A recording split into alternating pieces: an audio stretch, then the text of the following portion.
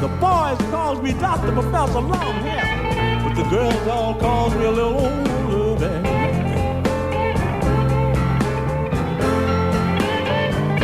Yes, the boys call me Dr. Professor Longhair, but the girls all call me a little older than me.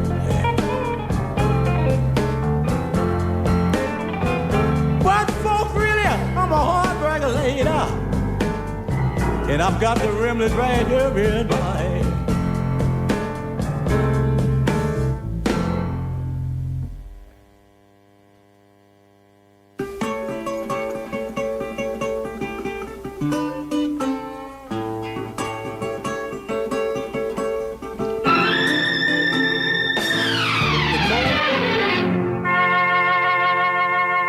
दिल जो न कह सका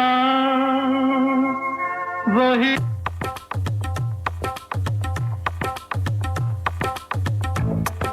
Radio 2000 98.5 FM Community Program. सामाजिक हिंदी कार्यक्रम दर्पण आकाशवाणी 2098.5 FM।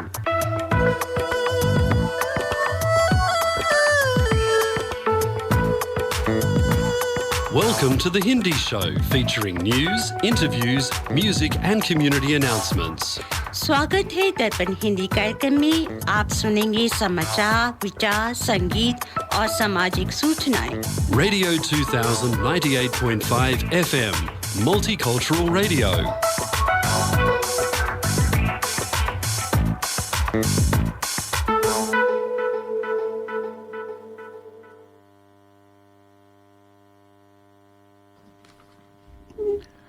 आज रविवार युगाब्द 5126 कलयुग विक्रम संवत 2082 आषाढ़ महीने के शुक्ल पक्ष की एकादशी 6 जुलाई 2025 है।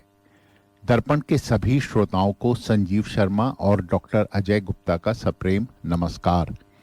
अब सुनिए इस सप्ताह के समाचार। मुख्य समाचार इस प्रकार हैं।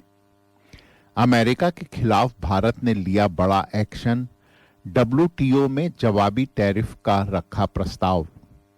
आतंकवाद मानवता का दुश्मन है, त्रिनिदाद एवं टोबैगो की संसद में प्रधानमंत्री मोदी। उपसेना प्रमुख राहुल सिंह का खुलासा, युद्ध के समय चीन कर रहा था पाकिस्तान की मदद। नौसेना को मिली पहली महिला फाइटर पायलट, सब लेफ्टिनेंट आस्था पुनिया ने रचा इतिहास।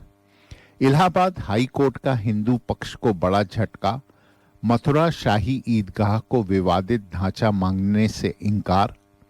अमरनाथ यात्रा शुरू, बालटाल और नुनवान आधार शिविरों से पहला जत्था रवाना। अब सुनिए समाचार विस्तार से। भारत ने अमेरिका के खिलाफ जवाबी टैरिफ लगाने का प्रस्ताव रखा है। यह प्रस्ताव विश्व व्यापार संगठन WTO के नियमों के तहत है। भारत ने WTO को इस बारे में जानकारी दी है। भारत ने बताया कि अमेरिका ने जो शुल्क लगाए हैं वे नियमों के अनुसार नहीं हैं, इसलिए भारत को भी जवाबी कार्रवाई करने का अधिकार है। भारत ने यह कदम डोनाल्ड ट्रंप की सरकार के साथ ट्रेड डील पर चल रही बातचीत के बीच उठाया गया है। प्रधानमंत्री नरेंद्र मोदी ने आतंकवाद को मानवता का दुश्मन बताते हुए कहा कि वैश्विक समुदाय को इसे पनाह या कोई भी जगह नहीं देने के लिए एकजुट होना चाहिए।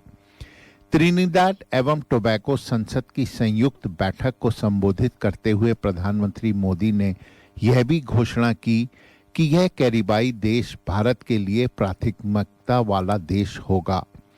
प्रधानमंत्री ने आतंकवाद के खिलाफ लड़ाई में भारत के साथ खड़े होने के लिए कैरेबियाई देश की जनता और सरकार को धन्यवाद दिया।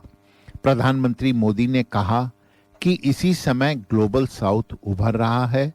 वे एक नई और अधिक न्यायपूर्ण विश्व व्यवस्था देखना चाहते हैं।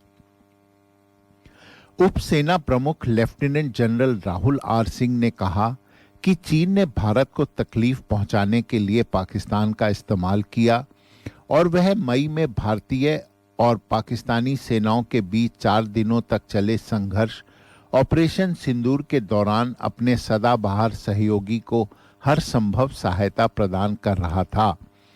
उद्योग चैम्बर फिक्की को संबोधित करते हुए सेना के वरिष्ठ अधिकारी ने कहा कि चीन ने भारत पाकिस्तान संघर्ष का उपयोग विभिन्न हथियार प्रणालियों के परीक्षण के लिए एक प्रयोगशाला की तरह किया है। लेफ्टिनेंट जनरल सिंह ने चीन की 36 चालों की प्राचीन सैन्य रणनीति और उधार के चाकू से दुश्मन को मारने की रणनीति का उल्लेख करते हुए इस बात पर जोर दिया कि बीजिंग ने भारत को नुकसान पहुंचाने के लिए पाकिस्तान को हर संभव समर्थन दिया। उधार के चाकू से मारने का मतलब है कि दुश्मन को पराजित करने के लिए किसी तीसरे पक्ष का इस्तेमाल करना, अर्थात चीन ने पाकिस्तान को भारत के खिलाफ इस्तेमाल किया। उन्होंने कहा कि भारत वास्तव में 3 शत्रुओं का सामना कर रहा था।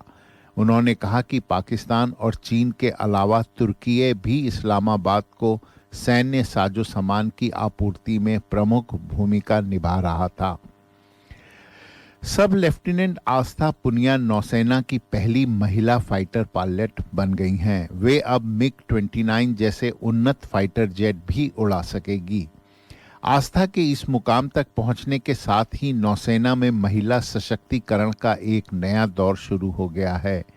रियर एडमिरल जनक बेवली ने आस्था पुनिया को उनके साथी लेफ्टिनेंट अतुल कुमार ढूल के साथ प्रतिष्ठित विंग्स ऑफ गोल्ड से सम्मानित किया।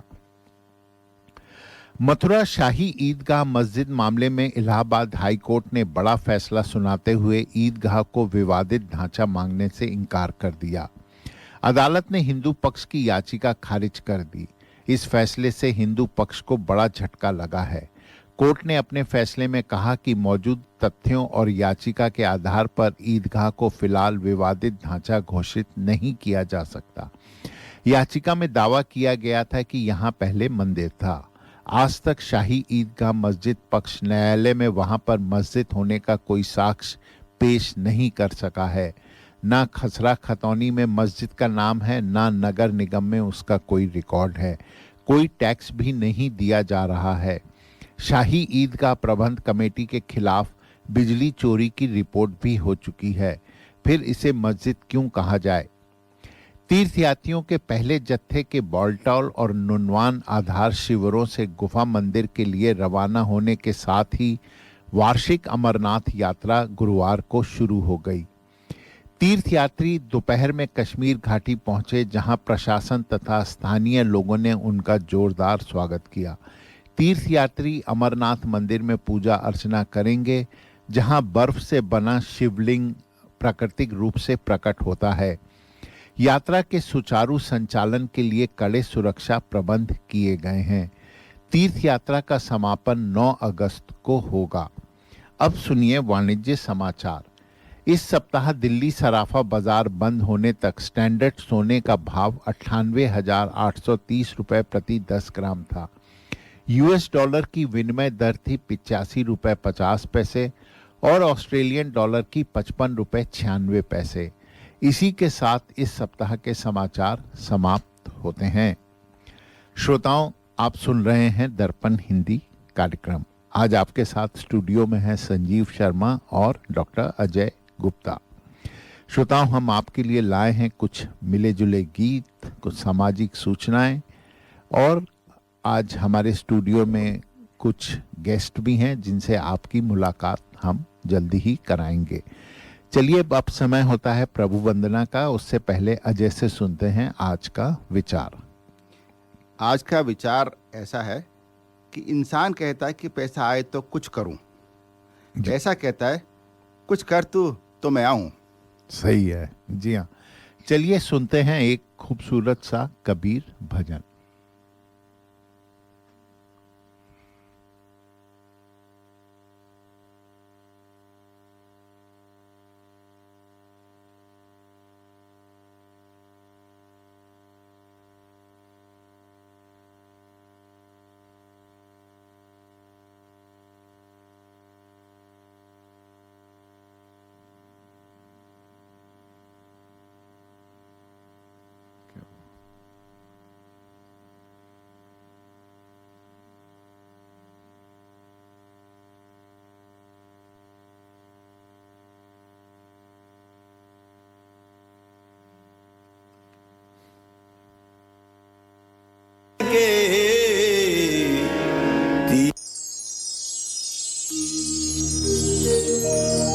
ठगनी सबको ठगत है, नैन रही मटकाए, तुलसी माला पहिर के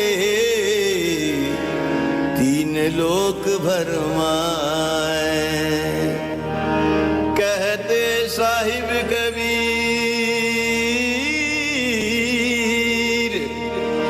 कहते साहिब कबीर, ठगनी ने धूम मचाई, गई सतगुरु के पास, गुरु ने मार भगाई।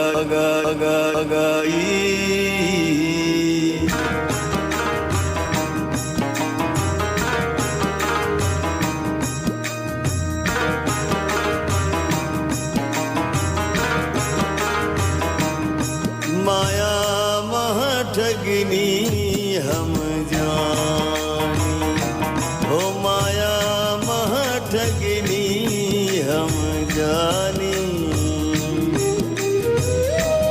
त्रिगुण फांस लिए कर डोले, त्रिगुण फांस लिए कर डोले, बोले मधुरी बरी बरी बरी बरी बरी बरी बरी बरी बरी बरी।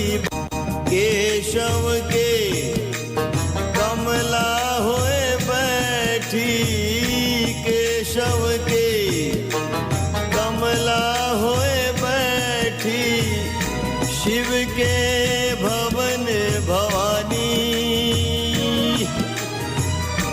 पंडा पंडा के मूरत होए बैठी, तीरथ में भई पानी। हो माया महा ठगनी हम जानी, अरे माया महा ठगनी हम जानी।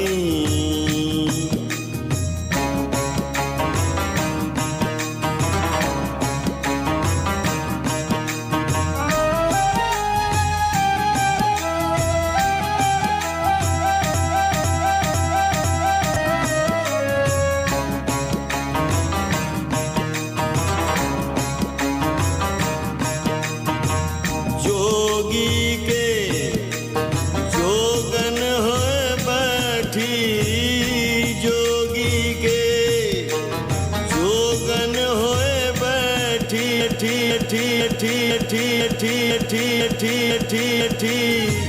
राजा के घर रानी, काहू के हीरा होए बैठी, काहू के हीरा होए बैठी।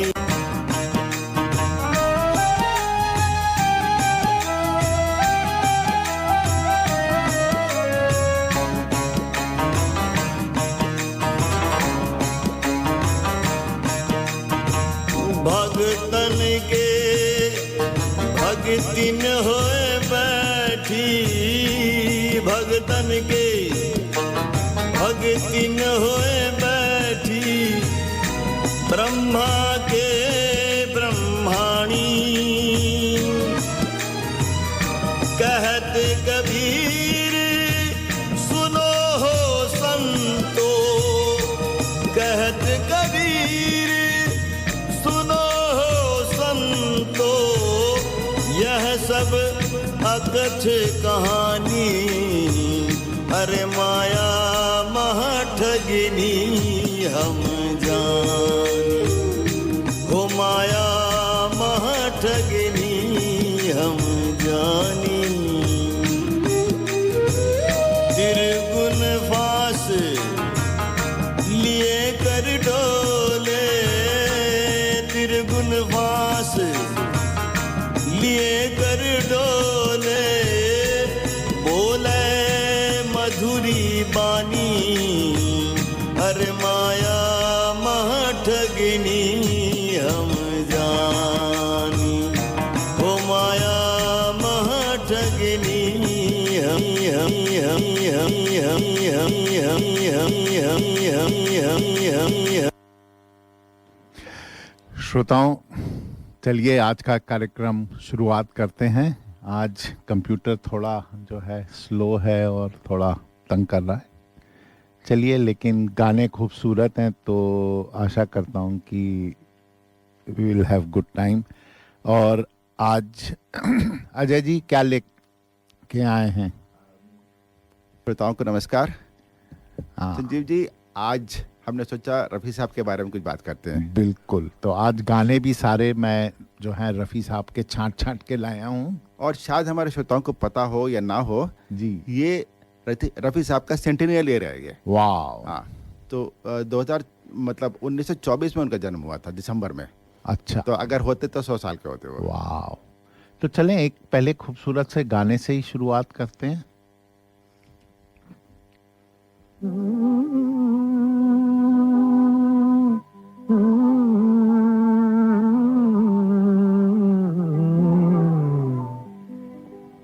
चौदहवीं का चांद हो या आफताब हो,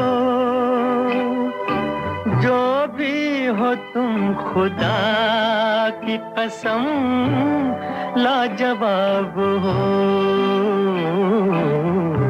चौदहवीं का चांद हो या आफताब हो, जो भी हो तुम खुदा की कसम लाजवाब हो। चौदहवीं का चांद हो।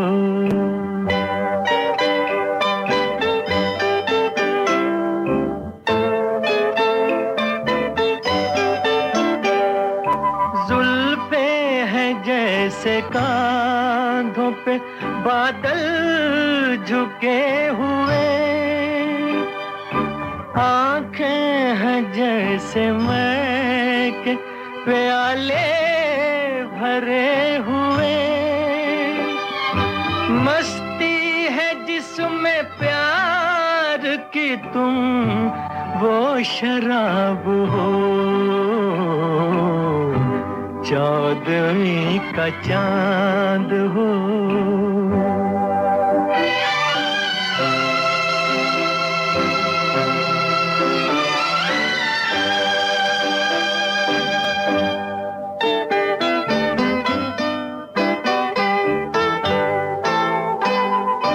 चेहरा है जैसे झील में हंसता हुआ कंवल, या जिंदगी के साज पे छेड़ी हुई गजल। जाने बहार तुम किसी शायर का ख्वाब हो। चौदहवीं का चांद हो।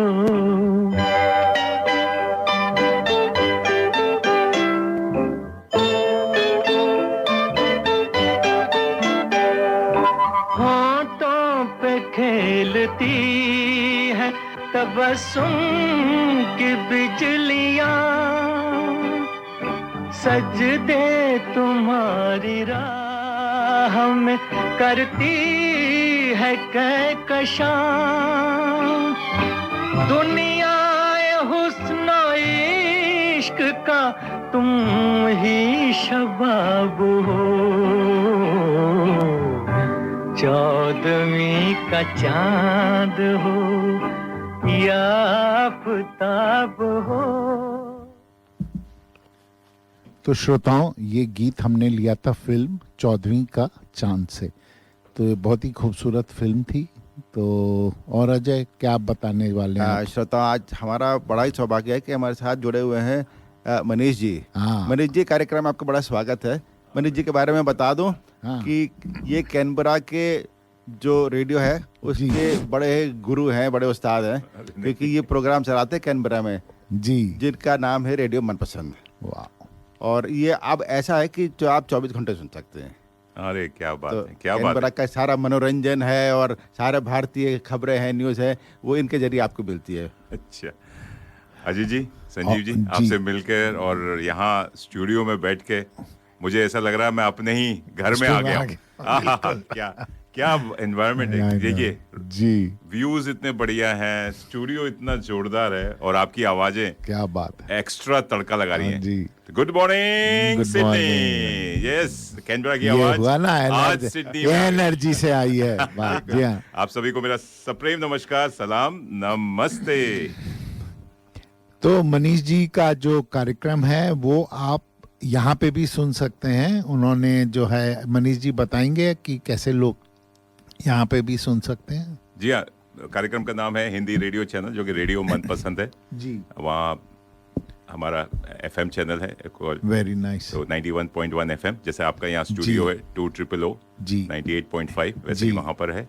और वहाँ पे भी मल्टी कल्चरल एथनिक लैंग्वेजेस हैं, बहुत सारे 30 Very लैंग्वेजेस nice। हैं जी। और आजकल तो मैं फुल टाइम रिटायरमेंट लेकर वहाँ का Wow। स्टेशन मैनेजर बन गया हूँ, तो I look after all the, very nice. तो उसमें हमारा भी एक छोटा योगदान है। हिंदी चैनल जो 18 साल पहले शुरुआत हुई थी और आज 24 घंटे 7 दिन आपके हाथ में, आपके साथ में। जी हाँ, तो आप उसको ऐप डाउनलोड कर सकते हैं रेडियो मनपसंद का। तो मनीष जी, जो आपने फ्री टू एयर बताया है 90, आपने जो बताया था 91.1 एफएम वो सिडनी में पकड़ता है? सिडनी में नहीं पकड़ेगा उसको, आपको वही जैसे आप वेबसाइट पे सुन सकते हैं जी। cmsradio.org.au, पर सारे कैनबरा को कवर करता है वो। कैनबरा को 91.1 एफएम पे जी। ऑनलाइन आप सुन सकते हैं। तो और रेडियो मनपसंद जो है उसका हमने ऐप बनाया हुआ है, एंड्रॉयड ऐप है, iOS ऐप है, या गूगल करिए रेडियो मनपसंद। Very nice. तो आप- तो चलिए फिर एक बहुत ही खूबसूरत सा गीत सुन लेते हैं। दिल का भंवर करे पुकार, प्यार का राग सुनो, प्यार का राग सुनो रे।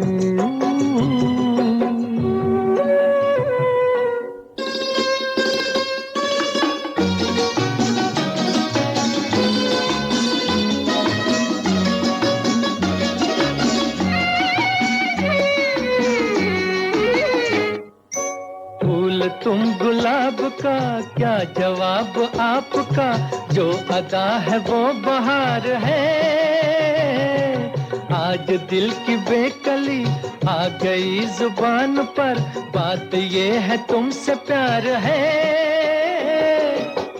दिल तुम्ही को दिया रे, प्यार का राग सुनो रे। दिल का भंवर करे पुकार, प्यार का राग सुनो, प्यार का राग सुनो रे।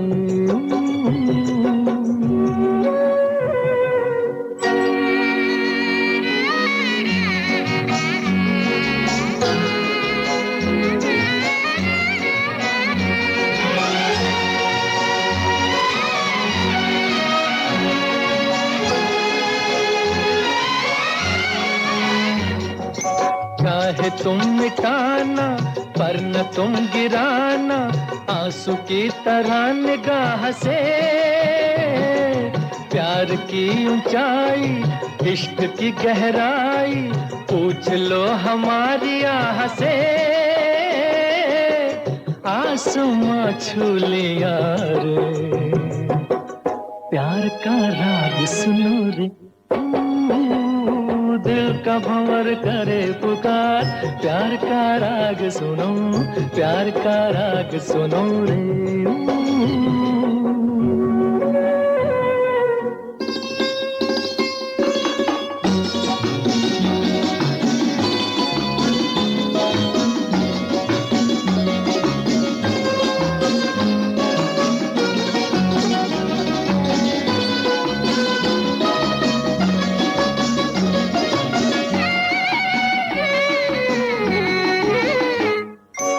इस हसीन उतार पे हम न बैठे हार के, साया बन के साथ हम चले। आज मेरे संग तू, गूंज दिल की आरज़ू, तुझसे मेरी आंख जब मिले। जाने क्या कर दिया रे, प्यार का राग सुनो रे। दिल का भंवर करे पुकार, प्यार का राग सुनो, प्यार का राग सुनो रे।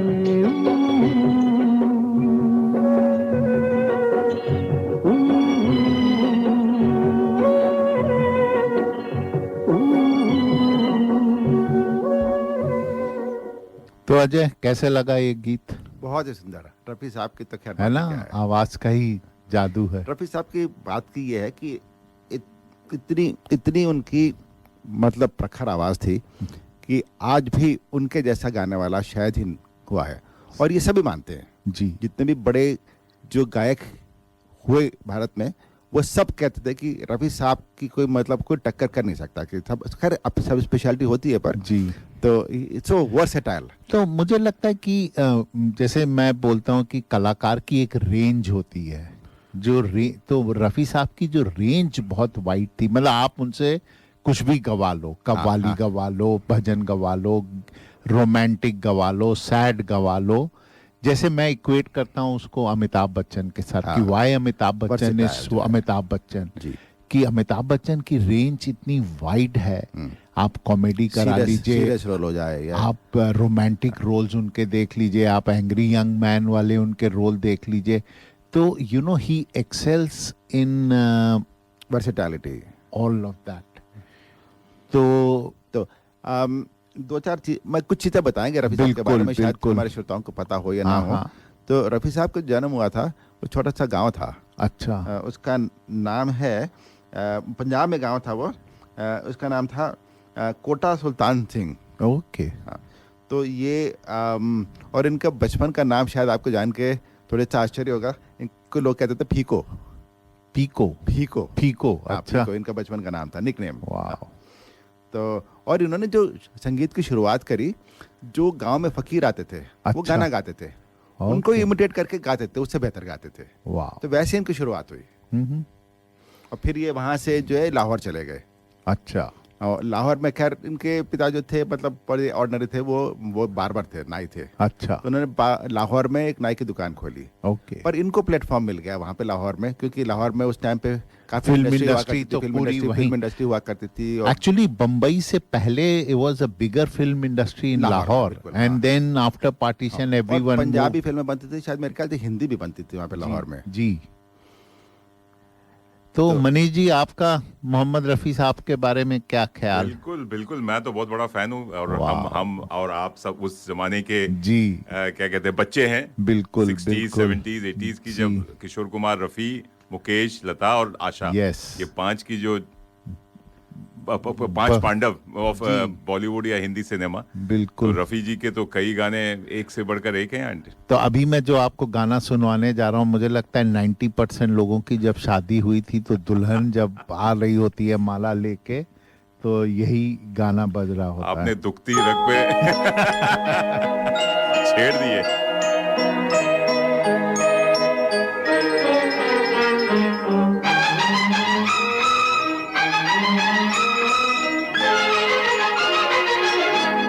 बहारों फूल बरसाओ, मेरा महबूब आया है, मेरा महबूब आया है। बहारों फूल बरसाओ, मेरा महबूब आया है, मेरा महबूब आया है। हवाओं रागनी गाओ, मेरा महबूब आया है, मेरा महबूब आया है।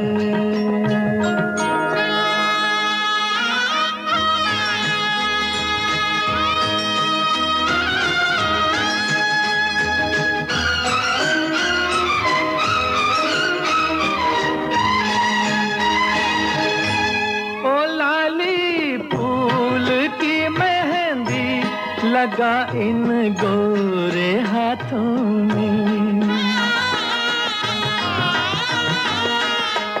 उतर आए घटा का जल लगा इन प्यारी आँखों में।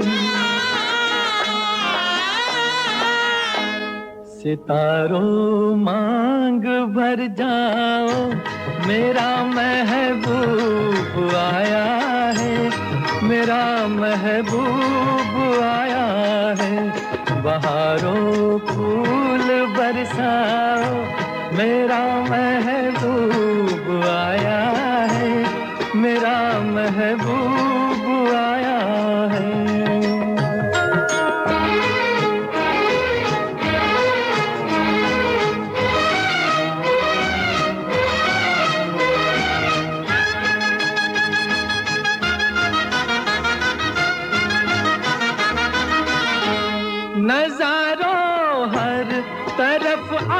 तान दो एक नूर की चादर, बड़ा शर्मीला दिलबर है, चला जाए न शर्मा कर। जरा तुम दिल को बहलाओ, मेरा महबूब आया है, मेरा महबूब आया है। बहारों फूल बरसाओ, मेरा महबूब आया है, मेरा महबूब आया है।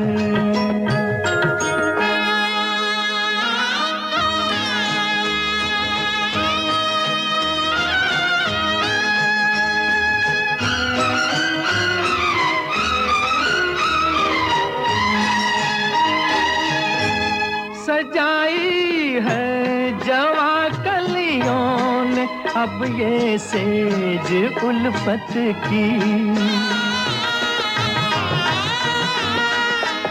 इन्हें मालूम था आएगी एक दिन रुत मोहब्बत की। फजाओ रंग बिखराओ, मेरा महबूब आया है, मेरा महबूब आया है। बहारों फूल बरसाओ, मेरा महबूब आया है, मेरा महबूब आया है। जी दोस्तों, आप सुन रहे हैं दर्पण, आप सुन रहे हैं दर्पण रेडियो 91.1 FM पे। लगे रहिए और सुनते रहिए। संजीव जी, ये गाना जो आपने लगाया है संजीव जी, ये जो आपने बोला कि शादी के समय ये बजाया जाता है, हाँ। लेकिन एक गाना रफी जी का और भी मशहूर है जी, जो विदाई के समय हाँ। दर्द भरा होता है, उससे मेरे तो रोंगटे या आंख में आंसू आ जाते हैं। अच्छा, अगर नहीं भी बजता है तो उस जमाने में जो भी वीडियो बनता था शादी का, तो उसके बैकग्राउंड में जरूर ये गाना, जैसे ही दुल्हन आती थी, बहारों फूल बरसाओ, या बैंड वाले बजाते थे, जरूर ये गाना जो है। तो और नहीं करी विदाई के समय एक था बाबुल की दुआएं लेती जा। यस यस यस यस, जा तुझको सुखी संसार। मैं तो दो बेटियों का बाप हूँ, मुझे तो यही गाना बार बार मेरे जहन में चलता है। ये जो गाना अभी बजाया था बहारों फूल बरसाओ, जी, ये रफी के मोस्ट पॉपुलर सॉन्ग माना गया था। ये मतलब इसका मतलब वोटिंग हुई थी कुछ अच्छा। प्रोसेस का, तो सबसे पॉपुलर सॉन्ग रफी का यही माना गया था। मुझे लगता है शादियों के चक्कर में ही काउंट हुआ होगा। चलिए हमारे स्पॉन्सर का एक संदेश सुनते हैं। करी मास्टर ने कंप्लीट करी मिक्स बनाया, फिर उसको घर घर में देखो पहुंचाया। घंटों की कुकिंग को मिनटों में कर दिखाया। वाह वाह वाह, बढ़िया खाना बन के आया। करी मास्टर ने जादू चलाया, करी मास्टर ने कंप्लीट करी मिक्स बनाया। करी मास्टर्स कंप्लीट करी mix available at all leading spice shops. तो श्रोताओं, ये था हमारे स्पॉन्सर करी मास्टर का संदेश। चलिए कार्यक्रम को आगे बढ़ाते हैं और मनीष जी से कुछ बात करते हैं। अच्छा। तो मनीष जी, कुछ आप थोड़ा हमारे सुनने वालों को अपने बारे में बताइए, और आपको कब से ये रेडियो का शौक शुरू हुआ और क्या आपकी जर्नी रही, उसके बारे में थोड़ा बताइए तो आप मजा आए। विश्वास नहीं करेंगे, जर्नी मेरी और ये इंस्पिरेशन रहा है दर्पण रेडियो। अच्छा, वाह। क्योंकि मैं जब ऑस्ट्रेलिया लैंड किया था तो हमारे बड़े परम मित्र हैं जो आज सुन भी रहे होंगे जी, श्री प्रदीप कुमार जी, श्रीमती अशीमा कुमार जी, जिनको प्यार से हम भाई साहब और भाभी कहते हैं। उन्होंने ये रेडियो पहले शुरुआत की थी, या शुरुआत में थे, पता नहीं आप लोग उस समय थे कि नहीं। जी जी। लेकिन जब मैं उनको सुनता था, उनसे इतनी प्रेरणा, इंस्पिरेशन मिली कि मुझे भी कैनबरा में ऐसा रेडियो चैनल करना है। मेरी भी और शुरुआत, मैं तो उनको धन्यवाद देता हूँ कि इस कंट्री में जब मैं ये लैंड किया फर्स्ट जी, टाइम जी। 18 सितंबर 1994, वाओ, कोई मुझे शरण देने वाला नहीं था, और एक भगवान के रूप में जो आए थे वो प्रदीप जी एंड आशिमा जी, वाह। और उनके पिताजी भी थे। तो वो जो गोल्डन मोमेंट्स, क्या मेरे लिए एक था कि कहीं आप एज ए रेफ्यूजी या माइग्रेंट आते हैं, कोई अपने घर में रख ले और एक रोटी खिला दे, तो वो जो प्यार मिला, 2 हफ्ते हम साथ में रहे। Very nice. तो thank you Pradeep ji, thank you Ashima ji. आप ही के रेडियो चैनल से मैं आपको बहुत बहुत वाह। धन्यवाद कहता हूँ तहे दिल से, कि जो आपने एक हमें अपनाया। भले ही हम एक ही कंपनी में काम करते थे, रांची में अच्छा, मिकॉन था, वाह। मेटलर्जिकल एंड इंजीनियरिंग कंसल्टेंसी था, लेकिन वहाँ कभी हम मिले नहीं। तो यहाँ एक कॉमन फ्रेंड के द्वारा पता लगा कि प्रदीप जी भी उसी यहीं कंपनी पे। से हैं, और पहले 1-2 साल पहले आ चुके हैं। तो लेकिन मैं तो शुक्रगुजार हूँ, मुझे मतलब वो कहानियाँ, मतलब वो जो क्षण और पल थे, वो आज मतलब एक कहते हैं सोने अक्षर में लिखे जाएंगे। तो आप उस टाइम पे सिडनी आए होंगे? हम 94 में सिडनी आए थे। तो फिर आप दर्पण से आपने दर्पण से क्योंकि मैं कैनबरा शिफ्ट हो गया, बिकॉज पहली जॉब मिली, फेडरल गवर्नमेंट जॉब मिली। दर्पण से प्रेरणा ली, फिर आपने वैसे ही उसका जो है हाँ, कैनबरा में उसका शुरुआत करी। बिल्कुल सही। तो वहाँ पे भी एक रेडियो चैनल चलता था, जैसे मैंने बताया 91.1 FM। फिर हमने कोशिश की कि आधा घंटा कोई मिल जाए, आधा घंटा एक स्लॉट मिला हिंदी अच्छा, के लिए। very शुरुआत nice। की, शुरुआत बहुत ही कठिन और न्यूज मिलना, गाने ढूंढना, कैसेट्स का जमाना था, कैसेट्स कभी फंस जाते थे, टेप फंस जाते थे, एक ही जगह बी चल गया, गाना ही चेंज हो गया। और उस समय आप बिलीव नहीं करेंगे, आज मैं बोल सकता हूँ, बात कर सकता हूँ, एमसी करता हूँ। हाँ जी, हाँ। उस समय आवाज निकलती नहीं थी। मैं आईआईटी का पढ़ा हूँ, Yes. अंधी दौड़ का बच्चा हूँ। Yes. माँ बाप ने ठोक पीट करके आईआईटी करा दिया कि बढ़िया पढ़ पढ़ पढ़, डॉक्टर इंजीनियर बन। उस समय हमें ये सब पैशन, कभी डिबेट नहीं की, स्टेज नहीं मिला, यहाँ कहीं सीखा। और जैसे आप अजय जी, आप नोट्स लिख कर आए, हम पूरा लिख के लेके जाते थे और बोलते थे ऐसे, आप सुन रहे हैं रेडियो मनपसंद, मेरा नाम मनीष राज है, अगला गाना ये सुनते हैं, कैसा लगेगा आपको? ऐसा लग रहा ऑल इंडिया रेडियो पहुंच गए। कौन से सन की बात है ये? ये हमने शुरू किया था 2006 में। कैनबरा का पहला हिंदी रेडियो स्टेशन था। पहला हिंदी रेडियो स्टेशन था जी। तो बस, लेकिन लोगों को आवाज पहचान आ गई। न्यूज इकट्ठा करने में जो पापड़ बेलना पड़ता था, हमें इंडियन हाई कमीशन जाना पड़ता था, 2-3 दिन पुराने अखबार मिलते थे, उसको जाके पढ़ के फिर हिंदी रूपांतर, कभी कभी Hindustan times, times of India, उसका हिंदी रूपांतर कर रहे हैं, या हिंदी उस समय नहीं आता था, बुक्स से थी। और ये जो आप मोहम्मद रफी, किशोर का, इनके बारे में कुछ जानकारी थी नहीं। इंटरनेट से आए सब। हाँ। तो कैनबरा में धीरे धीरे, और फिर आपने शुरू तो कर दिया चैनल, लेकिन सुनेंगे कैसे लोग? आपने भी वैसे ही शुरू किया होगा, पता नहीं प्रदीप जी का भी। लैंडलाइन पे हम सबको फोन करते थे, आधा घंटा पहले, 1 घंटा पहले, ऑफिस से आए पहले फोन कि 7 से 7:30 बजे भैया सुन लेना। पता लगा खाली हमारे घर वाले सुन रहे हैं, कोई सुन ही नहीं रहा है, तो कोई फायदा ही नहीं है रेडियो करने का। तो वहां पे कोई ऐसा सिस्टम है आपके पास मॉनिटर करने का, कितने लोग सुन रहे हैं?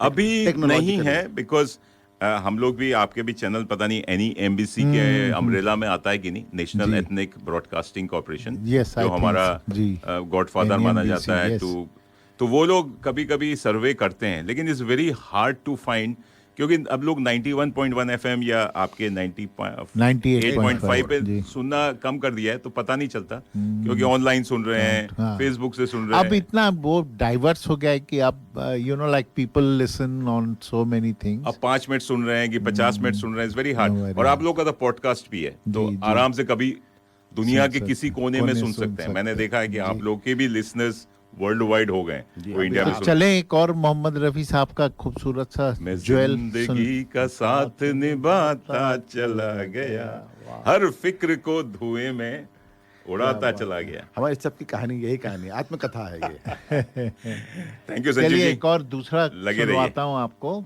फिल्म दोस्ती का। क्या बात।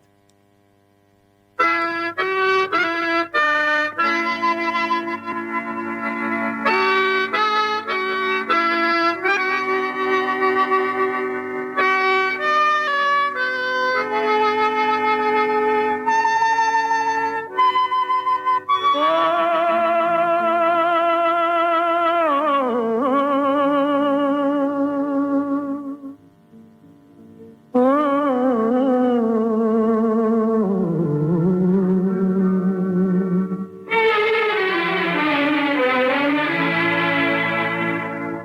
जाने वालों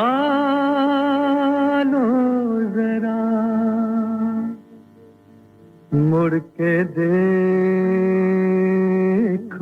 मुझे, एक इंसान हूँ मैं तुम्हारी तरह, जाने वालों जरा मुड़ के देखो मुझे, एक इंसान हूँ मैं तुम्हारी तरह, जिसने सब को रचा अपने ही रूप से, उसकी पहचान हूँ मैं तुम्हारी तरह, जाने वालों जरा।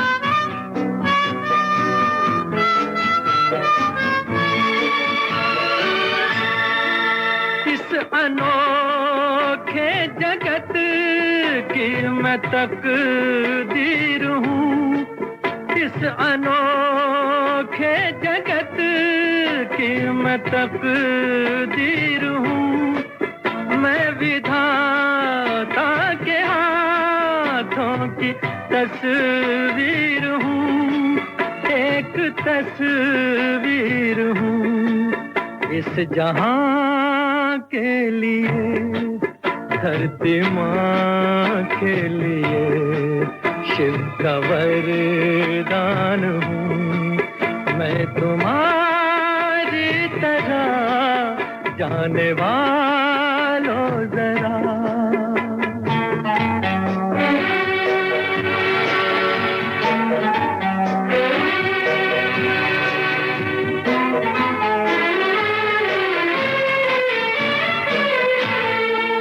मन के अंदर छिपाए मिलन की लगन, मन के अंदर छिपाए मिलन की लगन, अपने सूरज से हूँ एक बिछड़ी किरण, एक बिछड़ी किरण, फिर रहा हूँ भटकता मैं यहाँ से वहाँ, और परेशान हूँ मैं तुम्हारी तरह, जाने वालों जरा।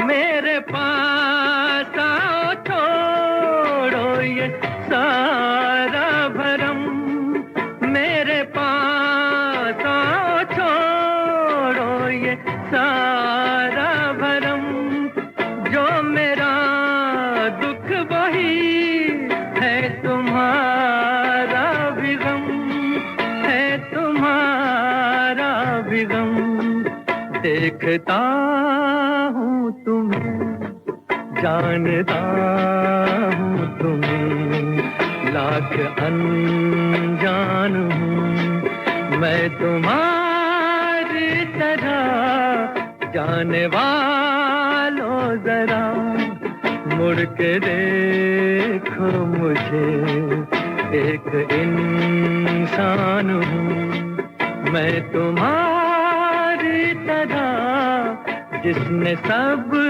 को रचा अपने ही रूप से, उसकी पहचान हूँ मैं तुम्हारी तरह, जाने वालों जरा।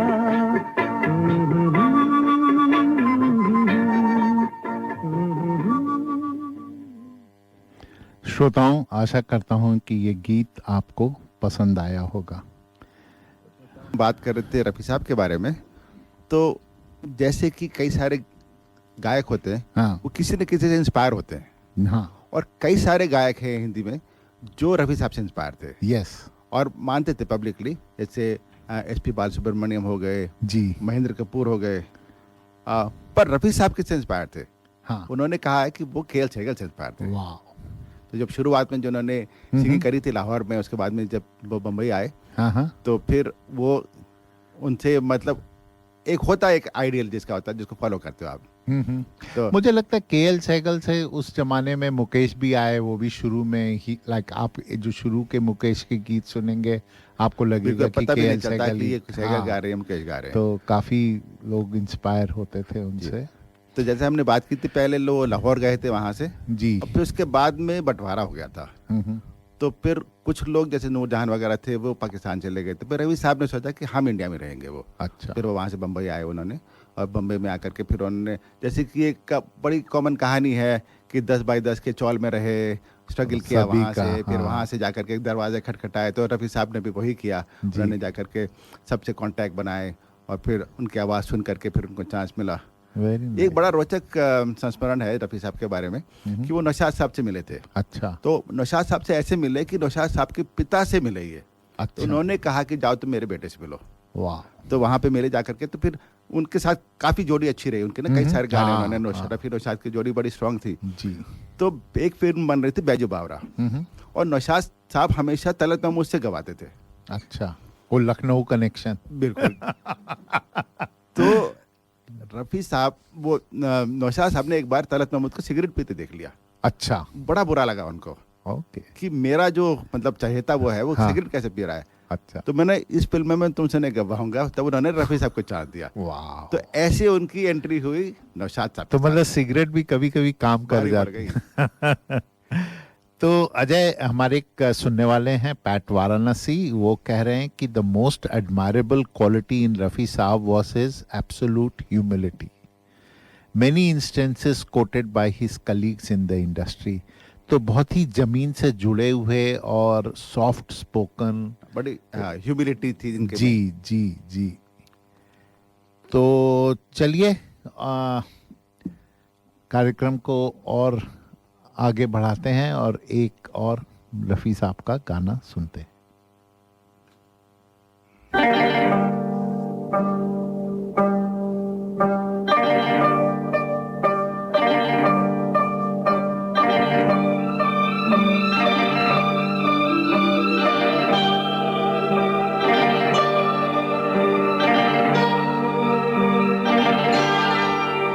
ये रेशमी जुल्फें, ये शरबती आंखें, इन्हें देख कर जी रहे हैं सभी, इन्हें देख कर जी रहे हैं सभी।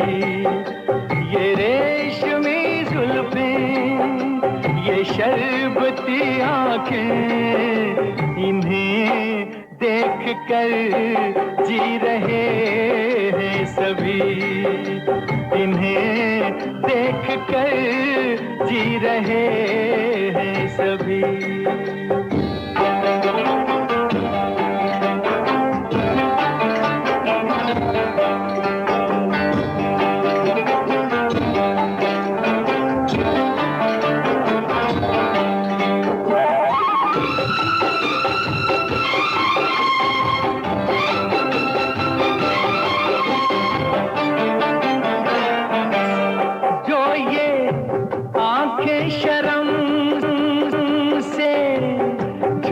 जाएंगी, जो ये आंखें शर्म से झुक जाएंगी, सारी बातें यहीं बस रुक जाएंगी।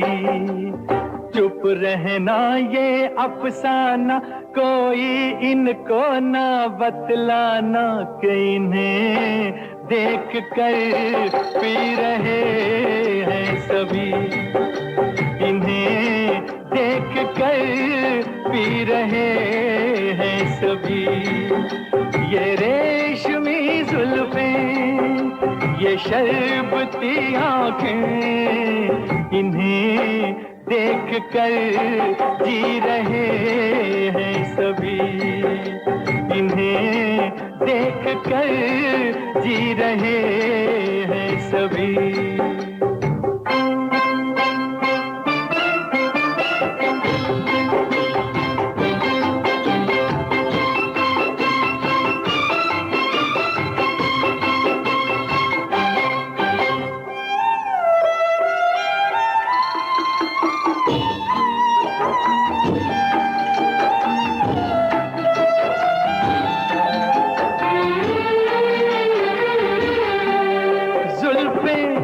मगरूर इतनी हो जाएंगी, जुल्फें मगरूर इतनी हो जाएंगी, दिल को तड़पाएंगी, जी को तरसाएंगी, ये कर देंगी दीवाना, कोई इनको ना बतलाना कि इन्हें देख कर जी रहे हैं सभी, इन्हें देख कर जी रहे हैं सभी।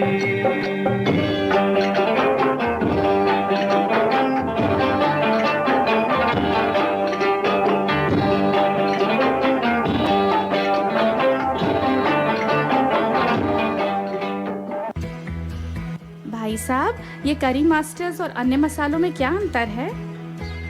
बहन जी, करी मास्टर्स कंप्लीट करी मिक्स है।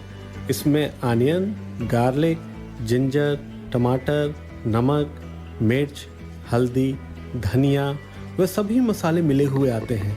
ये बनाने में बहुत ही आसान और खाने में लाजवाब है। It's so easy. इनकी वेबसाइट का एड्रेस है www.currymasters.com.au। श्रोताओं, ये था हमारे स्पॉन्सर करी मास्टर का संदेश। श्रोता, हमारा बड़ा सौभाग्य है कि हमारे साथ जुड़ी हैं भारतीय रंगमंच जो सिडनी में है, उसकी बड़ी जानी मानी शख्सियत ज्योत्सना ज्योति जी। वाह, आपने इनके बारे में सुना ही होगा और आज हमें मौका मिला कि हम इनसे बात करें स्टूडियो में। ज्योत्सना जी, दिल की गहराई से आपका एक बार फिर से स्वागत है दर्पण में। इसलिए कह रहा हूँ कि हम आप फिर से पहले से बात कर चुके हैं आपसे। जी, आपका बहुत बहुत धन्यवाद अजय जी, मुझे यहाँ बुलाने के लिए। 9 साल में 9 नाटक। जी। किसी के लिए भी ह्यूमनली इम्पॉसिबल है। आपके ऊपर कोई दैवी शक्ति है जो आपसे करवा रही है सब?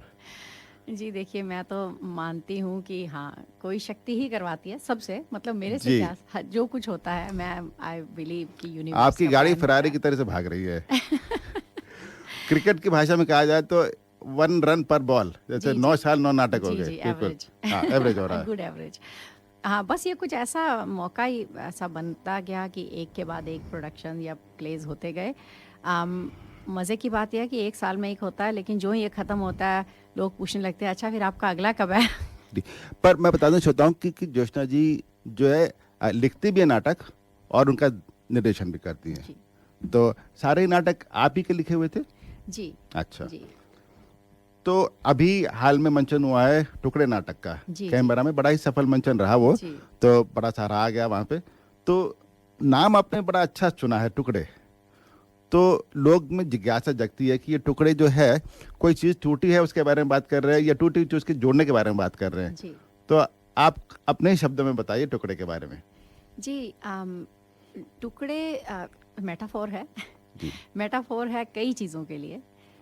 किसी देश के टुकड़े हुए, किसी धरती के टुकड़े हुए, किसी के दिल के टुकड़े हुए, कई रिश्तों के टुकड़े हुए, कई ट्रेडिशंस, कस्टम्स जो हम सोच भी नहीं सकते कि हम हर अपने रोज़मर्रा की ज़िंदगी में जो हमें आदत पड़ जाती है अपने कस्टम्स की, अपने ट्रेडिशंस की, उनके टुकड़े हो गए, वो लोगों को छोड़ के आना पड़ा।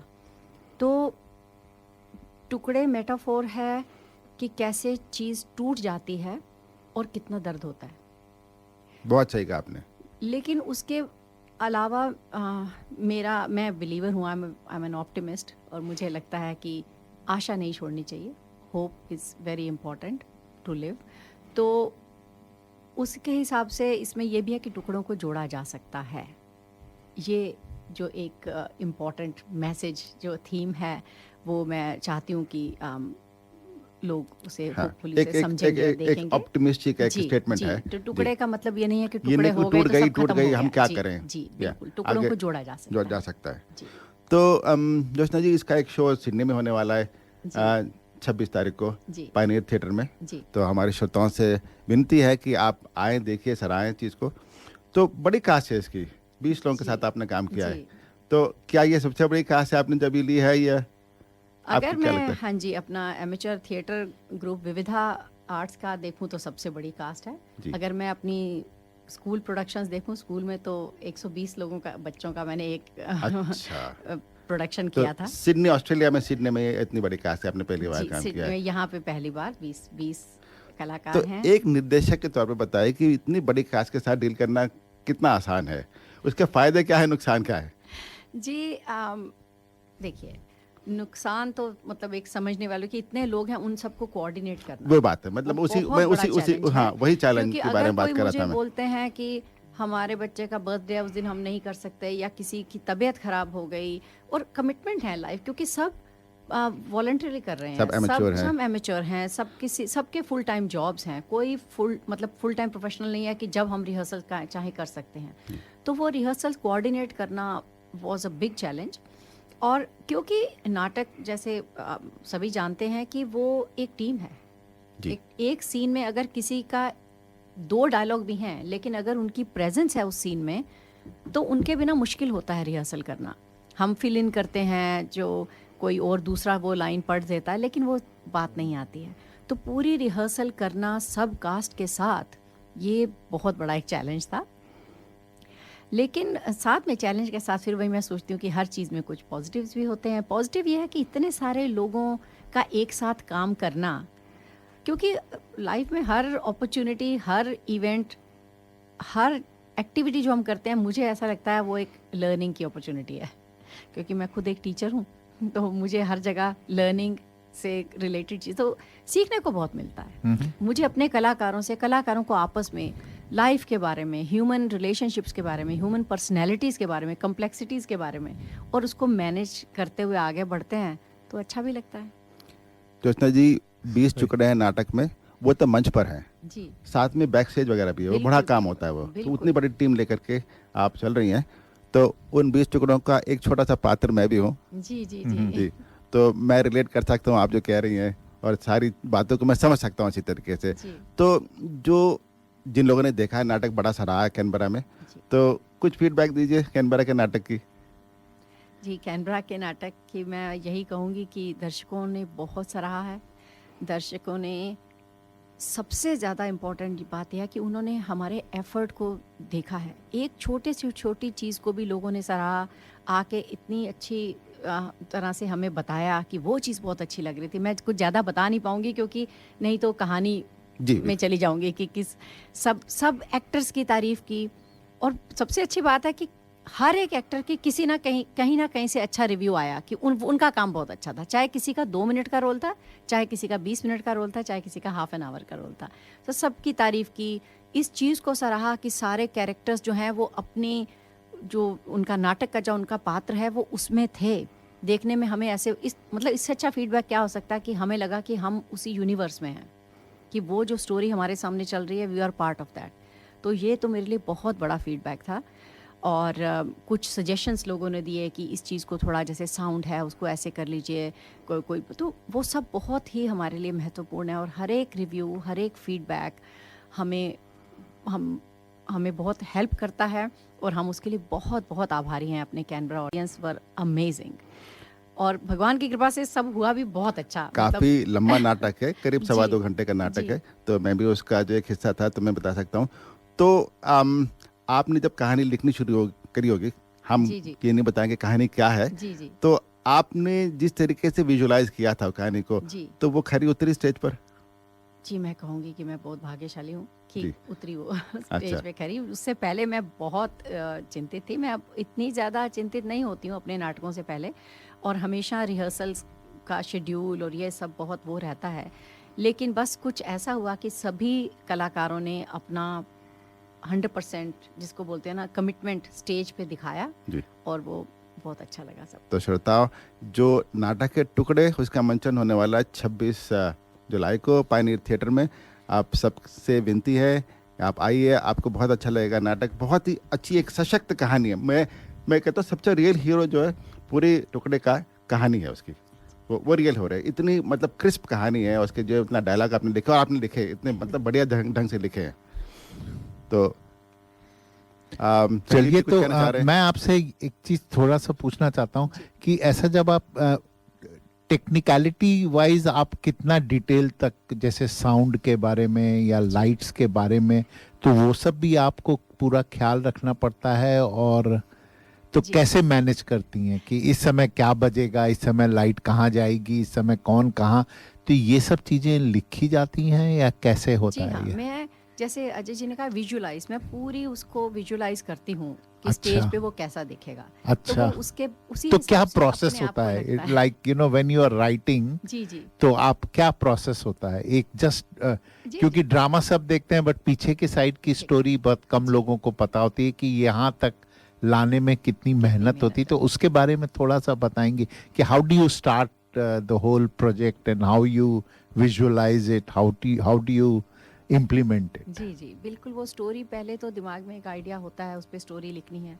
फिर जब लिखते लिखते, क्योंकि मैं अपने प्लेस डायरेक्ट भी खुद करती हूँ, तो विजुअलाइजेशन होती जाती है कि ऐसे मैं उसको बिल्कुल सोचती हूँ कि ये कैसी दिखनी चाहिए स्टेज पे। हाँ।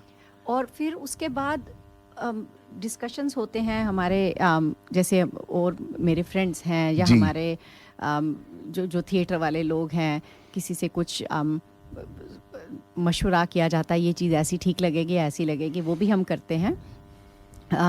मेरी एडिटर जो है मेरी बेटी है। अच्छा। हाँ, तो हम दोनों के हमारे बहुत सेशंस होते हैं, हम शेड्यूल सेशंस करते हैं स्टोरी को लेके कि इसको ऐसे दिखाना चाहिए, इसको ऐसे दिखाना चाहिए।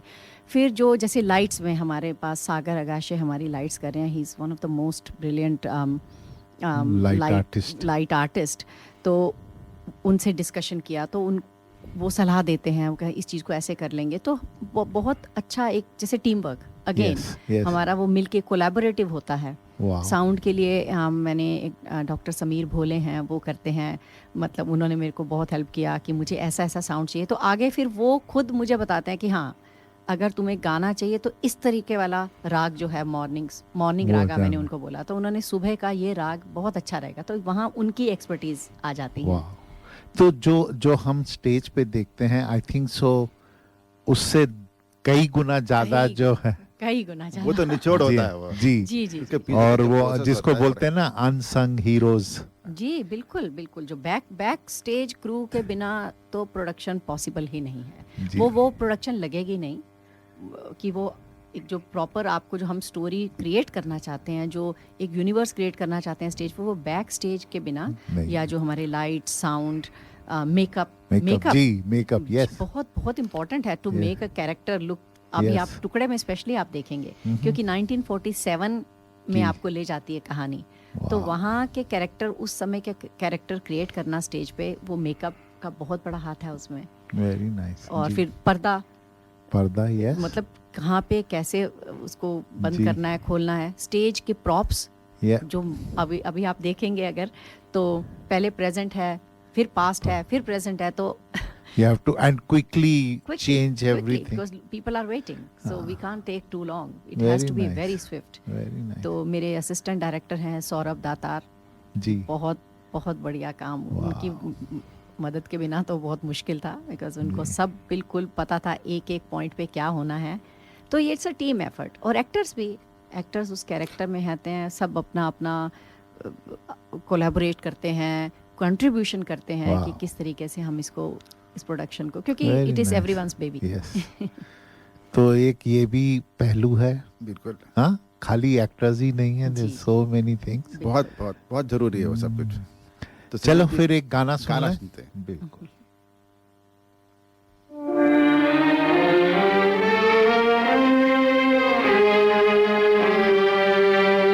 तेरे मेरे सपने अब एक रंग है, वो जहाँ भी ले जाए राहें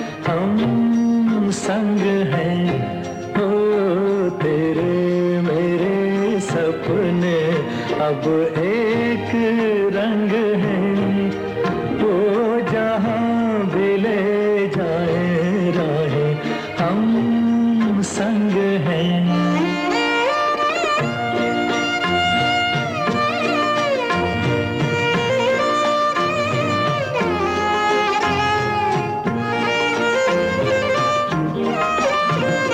मेरे तेरे दिल का तय था एक दिन मिलना, जैसे बहार आने पर तय है फूल का खिलना। मेरे तेरे दिल का तय था एक दिन मिलना, जैसे बहार आने पर तय है फूल का खिलना।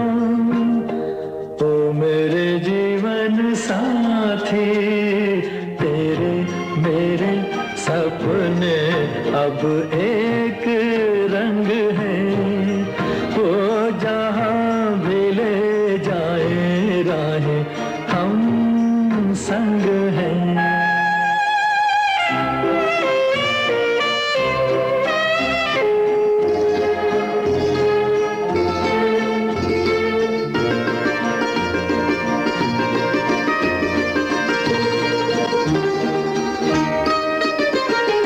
तेरे दुख अब मेरे, मेरे सुख अब तेरे, तेरे ये दो नैना चांद और सूरज मेरे। तेरे दुख अब मेरे, मेरे सुख अब तेरे, तेरे ये दो नैना चांद और सूरज मेरे। ओ मेरे जीवन साथी, तेरे मेरे सपने अब एक रंग हैं, वो जहाँ भी ले जाए राहें हम संग हैं।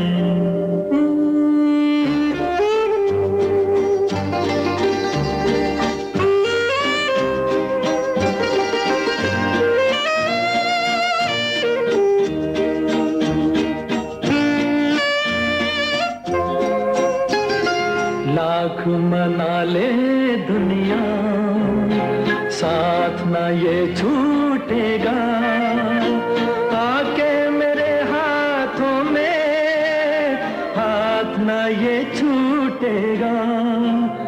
लाख मना ले दुनिया, साथ ना ये छूटेगा, आके मेरे हाथों में हाथ ना ये छूटेगा।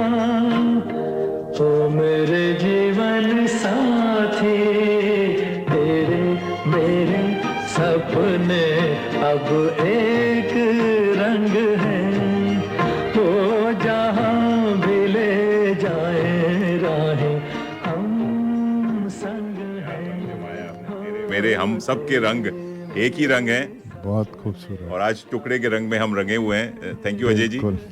श्रोताओं, हम बात कर रहे हैं ज्योत्सना ज्योति जी से। प्यार से लोग इन्हें जेजे कहते हैं, तो आप ज्योत्सना ज्योति भी कह सकते हैं, या ज्योत्सना जी भी कह सकते हैं, जेजे का फुल फॉर्म। तो ज्योत्सना जी, हम बात कर रहे हैं नाटक टुकड़े का, जिसका मंचन होने वाला है 26 जुलाई को पायनियर थिएटर में। तो टुकड़े मैं भी थोड़ा सा भाग रहा हूँ उसका, तो मुझे एक बहुत अच्छी बात लगी कि कॉस्ट्यूम बहुत अच्छी थी, और ऐसी कॉस्ट्यूम जो बंटवारे के टाइम पे वो चलती थी, उनको सेलेक्ट करना और उनको मतलब यूज़ करना, जो एक मतलब हाईलाइट है नाटक का। जी, जी। तो उस पर भी आपको थोड़ा बहुत काम करना पड़ा होगा। जी, बहुत काम करना पड़ा जी। क्योंकि कुछ चीज़ें हम मतलब ऐसी हैं कि वो आज मिलती ही नहीं है। जी। मतलब सिंपल सी चीज़, जैसे उस समय जो पंजाबी सूट पहने जाते थे, बिल्कुल। अभी वो पंजाबी सूट किसी के घर में अगर पड़े हैं, जो कोई संभाल के रखने वाला कोई है जिसने नहीं फेंके हैं, अदरवाइज मार्केट में नहीं मिल रहे थे हम। तो श्रोताओं, आपको ये सब देखने को मिलेगा। अगर आप नाटक देखने के लिए आए तो आप पहुंच जाएंगे उस दौर में। अब कुछ सामान इंडिया से मंगवाया गया है, क्योंकि और वो भी शुक्र है कि वो मिल गया। मनीष जी हमारे हाँ। जो सर्वे सर्वा हैं, मतलब ही इज़ फ्रॉम क्या बोलते हैं, मैनेजिंग डायरेक्टर से लेके और buyer and marketing promo everything. और आपने मनीष जी प्लीज आपने ये थोड़ा चीज चाहिए। बहुत संगीत भी अपने उसमें डाला है, उसमें वो भी उसी दौर का संगीत है। दौर का, और जी, आपने जी, ढोलक भी यूज करी है। मैं थोड़ी चीजें बता रहा हूँ श्रोताओं को तो जी, जी, जो जी। को अच्छी लगेगी। जी तो, जी बिल्कुल। तो एक हट के सवाल है जोशना जी जी, जी जो नाटक है इतना पावरफुल माध्यम है जी जी है ना। तो जैसे हम आते हैं अपने सब टैलेंट्स को लेकर के आते हैं यहाँ पे, तो गीत संगीत गाने वाले तो बहुत मिल जाते हैं, पर नाटक करने वाले उतने नहीं मिलते, कम मिलते हैं। और ये ऐसा है कि देखो गाने वाला तो जो थोड़ा बहुत प्रैक्टिस करके गा ले स्टेज पर, नाटक ऐसा बहुत टाइम लगता है इसके अंदर, जैसे लिखा जाए और कई सारी चीज़ें जुड़ती है। जैसे आपने बताया था कि कम से कम 3-4 महीने उसकी रिहर्सल होती है, कास्टिंग होती है, सब रिहर्सल होती है, एक शो होता है, 2 शो होते हैं। बड़ा लगता है कि जो ना इतना एफर्ट किया और लोग देखने के लिए, अगर लोगों का सपोर्ट हो तो हम ज़्यादा शो कर भी सकते हैं। खींचना मुश्किल होता है लोगों को एक लाइव नाटक देखने के लिए, और म्यूजिक शो में इतना पहुंच जाता है, बाहर से आता है ना 800 लोग पहुंचते, कहते यार फ्लॉप हुआ, हम 2000 एक्सपेक्ट कर रहे थे, 800 ही आए। जी जी जी। हाँ, तो हम नाटकों के तरफ लोगों को आकर्षित करने के लिए हम क्या कर सकते हैं? कुछ है आपके दिमाग में? जी, मुझे पब्लिसिटी बेटर हो या फिर जो लोगों का रुचि बढ़े, लोगों की पब्लिसिटी बेटर हो, और जैसे one on one mouth word of mouth से इम्पोर्टेंट है, क्योंकि लोगों को क्योंकि कितने लोग मुझे हर बार ऐसे मिलते हैं नाटक देखते हुए कि नाटक देखने के बाद बहुत अच्छा था, हमने पहले कभी देखा ही नहीं। हर बार मुझे ये सुनने को मिलता है बहुत सारे लोगों से। फिर अच्छा भी लगता है कि उसके बाद जब वो कई बार कहते हैं हमने आपका पिछला नाटक भी देखा था, तो इसका मतलब अब उनको जैसे कोई चीज़ है हमने कभी टेस्ट ही नहीं की ना, नहीं किया, तो वो उसका टेस्ट हमें पता नहीं है। हमें टेस्ट करने के बाद पता चलेगा कि हमें अच्छी लगती है। हो सकता है हमें कोई चीज़ नहीं अच्छी लगे, लेकिन ज़्यादा चांसेस हैं कि वो, क्योंकि क्रिएटिव है, क्रिएटिविटी अच्छी लगती है लोगों को, क्योंकि क्रिएटिविटी का अलग अलग लेवल है। कुछ क्रिएट करते हैं और कुछ एडमायर करते हैं। अब जैसे पेंटिंग है, कितने लोग आर्ट गैलरीज में जाके सिर्फ पेंटिंग को देखते हैं, वो सारे पेंटर नहीं है खुद। तो एडमायर करने का भी एक टेस्ट होता है और उसका भी एक अलग मजा है। मुझे लगता है कि कल्चरल डेवलपमेंट, जैसे मुझे अपने बचपन का याद है कि लखनऊ में एक रविंद्रालय करके बहुत फेमस हॉल था, हर शहर में एक 2 थिएटर होते थे एंड लोग उनको जाते थे। तो वो एक कल्चर धीरे धीरे चलता रहता था कि भाई ये भी एक आर्ट फॉर्म है, इसको भी हमें वो करना है। बट स्लोली आप देखिए आज रविंद्रालय जो है वो शादियां ज्यादा होती हैं उसमें और नाटक कम होते हैं। तो एक शायद मेरे ख्याल से शिफ्ट भी हुआ है। एक ये भी है कि उस टाइम पे नाटक हुआ करते थे, मंच हुआ करते थे। आजकल लोगों के पास बहुत सारे ऑप्शन है, टीवी हो गया है, आधा टाइम तो आदमी फोन पे लेके बैठा रहता है। अब वो इंटरनेट ने और जो फोन पे तो समय निकाल पाना लोगों के लिए। पर एक बात और भी है कि कल्चर भी होती है किसी शहर की। अब आप उदाहरण के तौर पे दिल्ली और बम्बई को कंपेयर करिए। दिल्ली में नहीं है, हमने पहले बात करी थी इस बारे में। आपने कहा था कि दिल्ली में एलीट लोग देखते हैं नाटक, है ना, कॉमन मैन बॉम्बे में भी सपोर्ट नहीं करता। पर बॉम्बे में शायद को मिलता है कि बहुत लोग देखते हैं नाटक। वहाँ पे नाटक जैसे वो 2 हफ्ते नाटक चलता है, तो लोग शाम को डिनर के बाद नाटक देखने जाते हैं। डेजिग्नेटेड हॉल है वहाँ पे, पाटकर हॉल वगैरह, जहाँ पे मैं थोड़ा बम्बई रहा हूँ, मैंने थोड़े नाटक देखे वहाँ पर। तो लोगों का कॉमन मैन का सपोर्ट है नाटक और के लिए वहाँ बंगाल पे। में भी, अच्छा, बंगाल और महाराष्ट्र में बहुत है।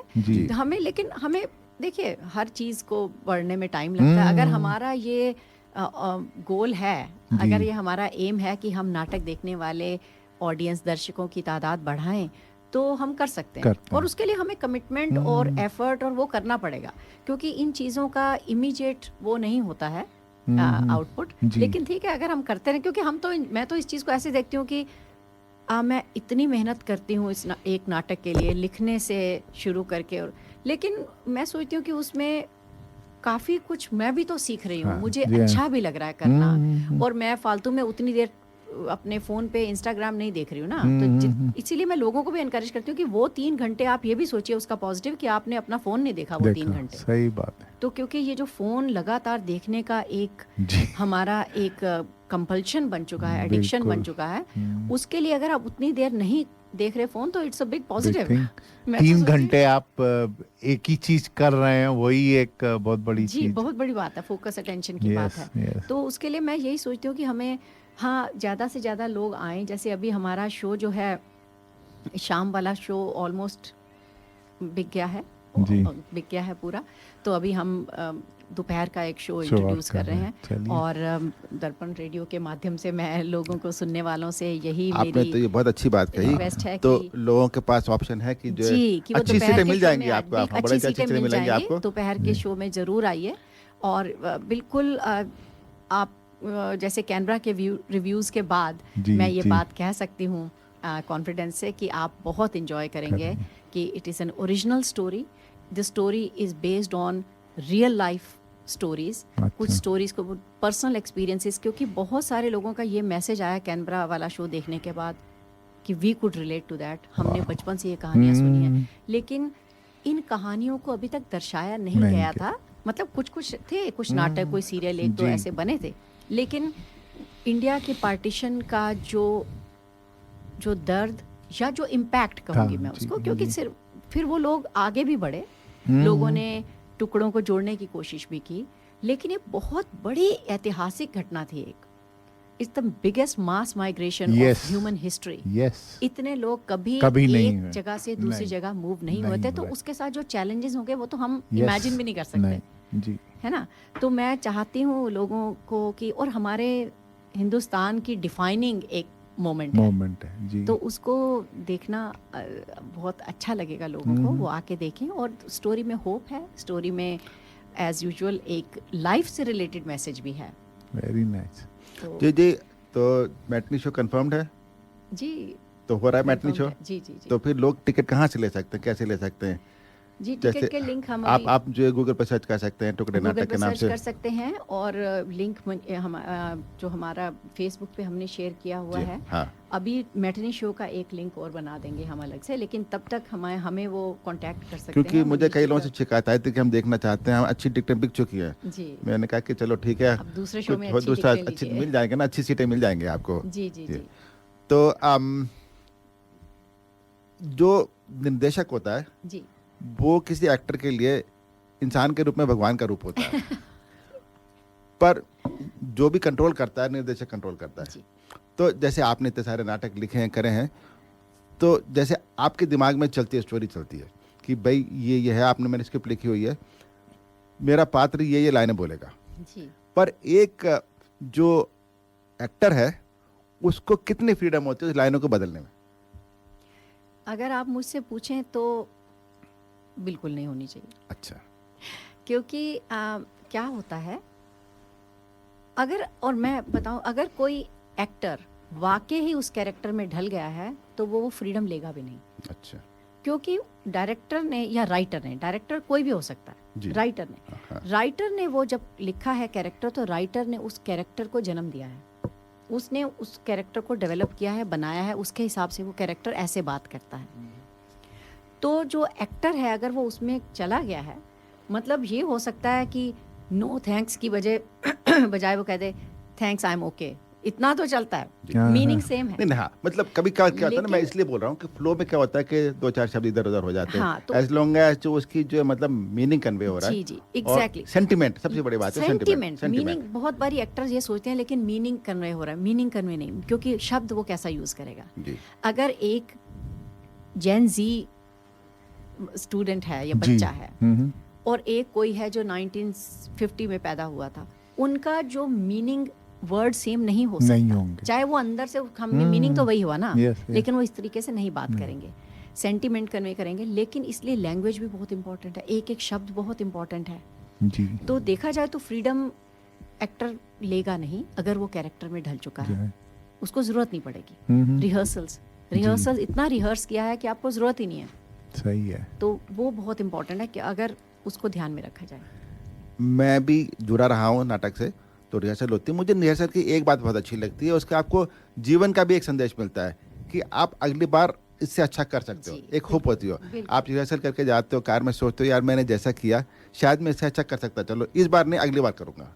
ये बहुत ही एक जैसे आपने जीवन के बारे में, ये जीवन का एक फिलॉसफी होनी चाहिए मेरे ख्याल से, और बहुत से लोगों की होती है कि मुझे उससे बेटर करना है। मेरे एक्टर्स का भी इस कैनबरा वाले शो में इतने अच्छे रिव्यूज़ के बाद बहुत सारे एक्टर्स का यही फ़ोन आया, यही बात की, बताइए मुझे और बेटर कैसे इम्प्रूव करूं। तो इट इज़ अमेजिंग। और मैं एज ए डायरेक्टर मैं खुद ये सोचती हूँ कि मैं उसको देख के कैनबरा वाले को, मैंने सिर्फ यही सोचा है उसको सिडनी में और अच्छा कैसे करना है, रादर देन थिंकिंग क्या है बहुत Yes, बढ़िया हो गया, okay. क्योंकि वो ऐसे नहीं होता। सीखना तो है, ग्रोथ तो जी it should be ever growing. चलिए एक तो हम गाना अपने हो जाए। स्पॉन्सर का भी संदेश सुन लें जरा, और उसके बाद फिर ज्योत्सना जी से इम्पोर्टेंट क्वेश्चन पूछेंगे। करी मिक्स बनाया, फिर उसको घर घर में देखो पहुंचाया। घंटों की कुकिंग को मिनटों में कर दिखाया। वाह वाह वाह बढ़िया खाना बन के आया। करी मास्टर ने जादू चलाया। करी मास्टर ने कंप्लीट करी मिक्स बनाया। करी मास्टर्स कंप्लीट करी mix available at all leading spice shops. श्रोताओं, ये था हमारे स्पॉन्सर करी मास्टर का संदेश। तो एक प्रश्न प्रदीप जी पूछ रहे हैं ज्योत्सना जी आपसे कि इतना जो इलेबरेट सब तैयारी होती है, और प्रदीप जी भी हमारा रेडियो जी, का जी। मेन वही करते हैं, पूछ रहे हैं फाइनेंस का कैसे होता है? देखिए एक बहुत बड़े हॉलीवुड के एक्टर जो थिएटर भी करते थे, जी उनका ये कहना था कि थिएटर डजंट पे बिल्स। तो थिएटर अगर आप कर रहे हैं तो मान के चलिए कि ये बिल्कुल अगर ब्रेक इवन हो गया तो you are very happy. Yes.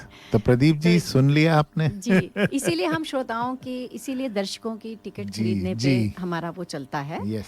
क्योंकि जो वेन्यू बुक होते हैं they are It's commercial, expensive, yeah, very expensive. Technical जो हम वो करते हैं, जी टेक्निकल चीज़ें जो हम जो लाइट्स हैं उन वो सब हर प्ले के हिसाब से माइक सेट होते हैं, हर प्ले के हिसाब से लाइट सेट होती है, जी प्रॉप्स आप हायर करते हो, कितनी चीज़ें आप खरीदते हो, रिहर्सल के वेन्यूज़ बुक करते हो, तो इट्स वेरी एक्सपेंसिव हॉबी। लेकिन मैं ये अपने एक्टर्स को भी ये बोलती हूँ, खुद को भी बोलती हूँ कि लोग हॉबी फोटोग्राफी है जी। या कुछ भी आप हॉबी क्लासेस ज्वाइन करते हो, आप पैसे देते हो ना, यस। है अगर ना? भागना तो- चाहते हैं तो कोई हाँ, स्पॉन्सर मिल जाता है है, ना? स्पॉन्सर मिल जाते हैं बाकी अगर। स्पॉन्सर्स के बल पे ये चलता है। जी। अगर स्पॉन्सर्स नहीं हो तो हमारा पॉसिबल कई नहीं बार है। तो जेब से डालने जेब पड़ते से हैं डालो। और पैसे। मैंने जब पहला नाटक किया था तो यही सोचा जी। था कि ये मेरी हॉबी है, मैं देखती हूँ अगर इसमें मुझे नुकसान हुआ तो कोई बात नहीं, और पैशन, हर नाटक में से पहले यही सोचती हूँ पैशन है बस। कि ये पैशन है कि अगर नुकसान हुआ तो भी मेरा, लेकिन अगर ब्रेक इवन हो गया तो बहुत ही खुशी की बात है। चलिए फिर एक गाना सुनते हैं। जी रफी साहब को भी नहीं भूल सकते हैं।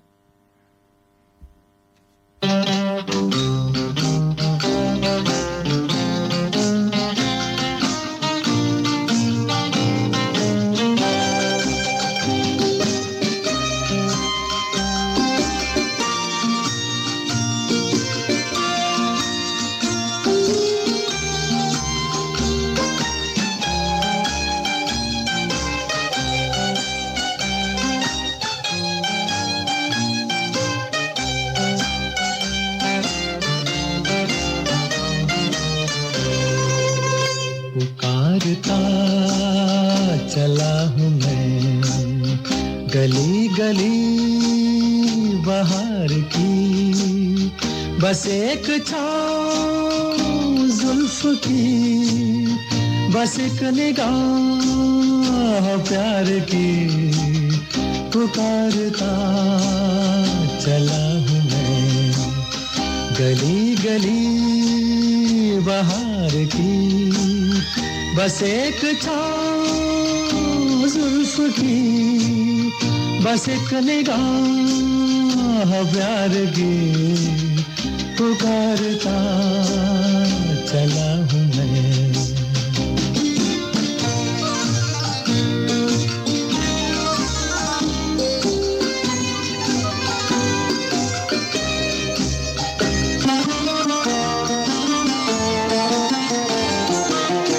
ये दिल लगी ये शौकियाँ सलाम की, यही तो बात हो रही है काम की।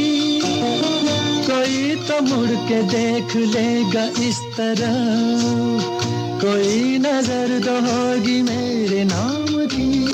पुकारता चला हूँ मैं गली गली बहार की, बस एक छाँव जुल्फ की, बस एक निगाह प्यार की, पुकारता चला हूँ मैं।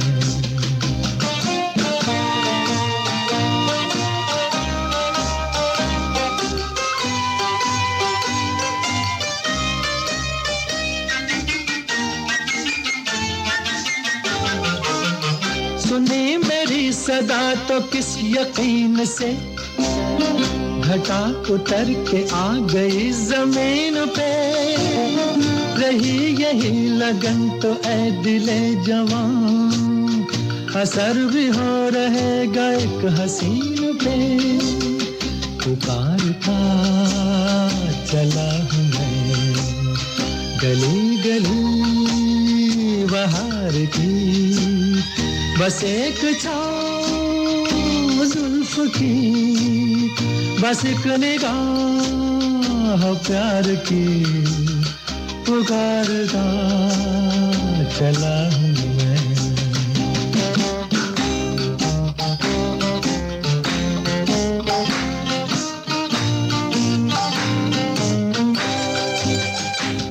श्रोताओं, आशा करता हूँ आपको कार्यक्रम में आनंद आ रहा होगा और चलिए बातचीत जारी रखते रफ़ी हैं। साहब के बारे में बात कर रहे थे, दो चार एक ऐसी बातें हैं रफ़ी साहब के बारे में। हाँ, कि आपको पता होगा कि एक बार रफ़ी साहब में और लता जी में ठन गई थी। अच्छा। और किस्सा ये हुआ कि जब ये बात आई रॉयल्टी वगैरह की, तो जैसे कोई गाना गाता है उसको उसका मेहनताना मिल जाता है, उसके बाद में गाना चल पड़ता है, तो उससे जो फ़ायदा होता है वो फ़ायदा किसको होना चाहिए? तो फिल्म के प्रोड्यूसर को होना चाहिए या गायक को होना चाहिए? तो लता जी का कहना था कि जो जब गाने चलते हैं बजते हैं पैसा होता है कि वो उसका जो जिसने गाया उसको भी उसका एक थोड़ा सा भाग मिलना चाहिए। हाँ। और रफ़ी साहब ने कहा नहीं, मेरा काम हो गया, मैं गा के चला गया, मुझे उस पैसे से लेना देना नहीं है। तो इस बात पे दोनों में काफ़ी टचल हुई और कई साल उन्होंने एक दूसरे से गाना मतलब साथ में गाना भी बंद कर दिया था उन्होंने। ओके। फिर शंकर जयकिशन ने सुलह करवाई उनकी। तो ये शायद लोगों को पता है नहीं है। अच्छा, एक इंटरेस्टिंग बात है कि रफ़ी साहब ने गाना गाया था और एक ऐसा गाना है जिसमें रफ़ी, किशोर, मुकेश और लता सब ने मिलकर गाना गाया है। वाह। गैस करिए, वो गाना है अमर अकबर एंथोनी का। अच्छा, हमको तुमसे हो गया है प्यार, क्या करे। यस। आपकी आवाज में हो जाए। हमको तुमसे हो गया है प्यार। ये ना, ये घर से बाहर गाने को अलाउड नहीं है। ये सिर्फ पत्नी के सामने ही गा सकते हैं। अच्छा, कॉपीराइट है। कॉपीराइट। अच्छा, एक छोटी सी बात है, जिस एक्टर के लिए रफ़ी साहब ने सबसे ज्यादा गाना गाए हैं, आप गैस कर ही सकते हैं। देवानंद। शमी कपूर। अच्छा, 190 गाने गाए हैं। वाह। तारीफ करूं क्या उसकी। और उससे ज्यादा सरप्राइज आपको होगा कि मैं दूसरे नंबर का आपको बताऊंगा जिसके लिए गाने गाए, वो है जॉनी वॉकर। अच्छा। 145 गाने जॉनी वॉकर के लिए गाए। वाह, सर जो तेरा चकरा है। विकिपीडिया से लिया हुआ है मेरा। Very nice. नहीं, मनगढ़ंत नहीं है। अब तो जो है सब वहीं से ही है मुश्किल जीना यहाँ जरा हटके। पर लता जी ने खुद बोला था कि जितना रेंज आवाज में रफ़ी साहब के पास है, भारत में किसी गायक के पास नहीं है। सही है, बिल्कुल सही। चलिए एक हमारे स्पॉन्सर का संदेश और सुनते हैं। भाई साहब, ये करी मास्टर्स और अन्य मसालों में क्या अंतर है? बहन जी, करी मास्टर्स कंप्लीट करी मिक्स है। इसमें आनियन, गार्लिक, जिंजर, टमाटर, नमक, मिर्च, हल्दी, धनिया वे सभी मसाले मिले हुए आते हैं। ये बनाने में बहुत ही आसान और खाने में लाजवाब है। It's so easy. इनकी वेबसाइट का एड्रेस है www.currymasters.com.au। श्रोताओं, ये था हमारे स्पॉन्सर करी मास्टर का संदेश। चलिए कार्यक्रम को और आगे बढ़ाते हैं और अजय जी आपको याद दिला दे जिन्होंने लेट ट्यून इन किया है। हाँ। कि हमारे साथ बैठी हैं ज्योत्सना ज्योति जी, जो भारतीय रंगमंच के सिडनी में बहुत ही दिग्गज हैं जी। प्लेस को डायरेक्ट किया है और लिखा है। तो ज्योत्सना जी, आने वाले वर्षों में आपसे क्या हम एक्सपेक्ट कर सकते हैं? कुछ खिचड़ी पक रही है, कुछ विचार कौंध रहे हैं दिमाग में, जी जी, विचार तो बस घूमते ही रहते हैं जी। उसके काफ़ी सारी आइडियाज़, स्टोरीज, बस जैसे हम बात कर रहे थे कि ना कि लोगों में रुचि बढ़ाने के रंगमंच के लिए, जी तो हमारा सबसे बड़ी रिस्पॉन्सिबिलिटी होता है कि अच्छे नाटक दें उनको, जी, है ना? बिल्कुल, तो वो बिल्कुल। बहुत बड़ा होता है कि यार अगर कुछ ना एक लेवल से कम होता है तो कि यार हम नाटक देखने गए जी, थे, ठीक नहीं बिल्कुल। लगा, अब जाए नहीं जाए। जी जी, तो अगर बिल्कुल। अच्छे नाटक होते हैं, कैस्केडिंग इफेक्ट होता है ये उसका, कि ना बहुत बहुत ज़रूरी है, और मेरे लिए ये बहुत बड़ा अपने लिए एक जिसको बोलते हैं मेरा अपने आप को डिसिप्लिन करने का, अपने आप को हर समय याद दिलाना मेरे लिए बहुत इम्पॉर्टेंट है कि जो ऑडियंस है वो सिर्फ अपने पैसे नहीं खर्च रहे, वो अपना टाइम भी दे रहे हैं। जी। तो I am answerable, I am accountable to my audience. और मैं अपने एक्टर्स को भी यही बोलती हूँ, इसीलिए हमें परफेक्ट, मतलब जितना हम कर सकते हैं उतना बढ़िया करना है, ताकि लोगों ने जो हमें अपना टाइम दिया, आजकल टाइम किसके पास है, वो हमें अपना कीमती समय दे रहे हैं, तो हमें अपना बेस्ट देना है उनको, ताकि उनको लगे कि हाँ हमने value for their time and जी, ये 3 घंटे हमने यहाँ बिताए हैं तो देवर हम वर्थ कुछ इट। यहाँ से लेके जा रहे हैं। जी, और हम इसीलिए अपने नाटक जो है, हम एनवायरनमेंट भी ऐसा होता है, it's an outing, very nice, it's a social evening for people. ऐसा नहीं है कि बस गए, नाटक देखा, चुपचाप वापस घर आ गए, वहाँ सबसे मिलते हैं, बात करते हैं, कुछ शेयरिंग होती है, नेटवर्किंग होती है, लोग तो ये जो पूरा है, इसका जो लोगों को एक बेनिफिट मिलता है, उसके लिए हमारी पूरी रिस्पॉन्सिबिलिटी है हमारी टीम की। तो वो मैं हमेशा ध्यान में रखती हूँ। ज्योत्सना जी, एक चीज अजय ने आपसे काफी बात करी, और अजय तो आपको बहुत अच्छी तरह जानते हैं, तो शायद उसको उतनी जरूरत महसूस नहीं हुई। मैं आपसे रिक्वेस्ट करूंगा कि थोड़ा आप अपने बारे में बताएं, क्योंकि बहुत सारे लोग हैं जो उतना थिएटर से नहीं जुड़े हैं, they don't know much about you. तो एक छोटा सा शॉर्ट अगर आप इंट्रोडक्शन अपने बारे में दे दें, दैट विल बी गुड।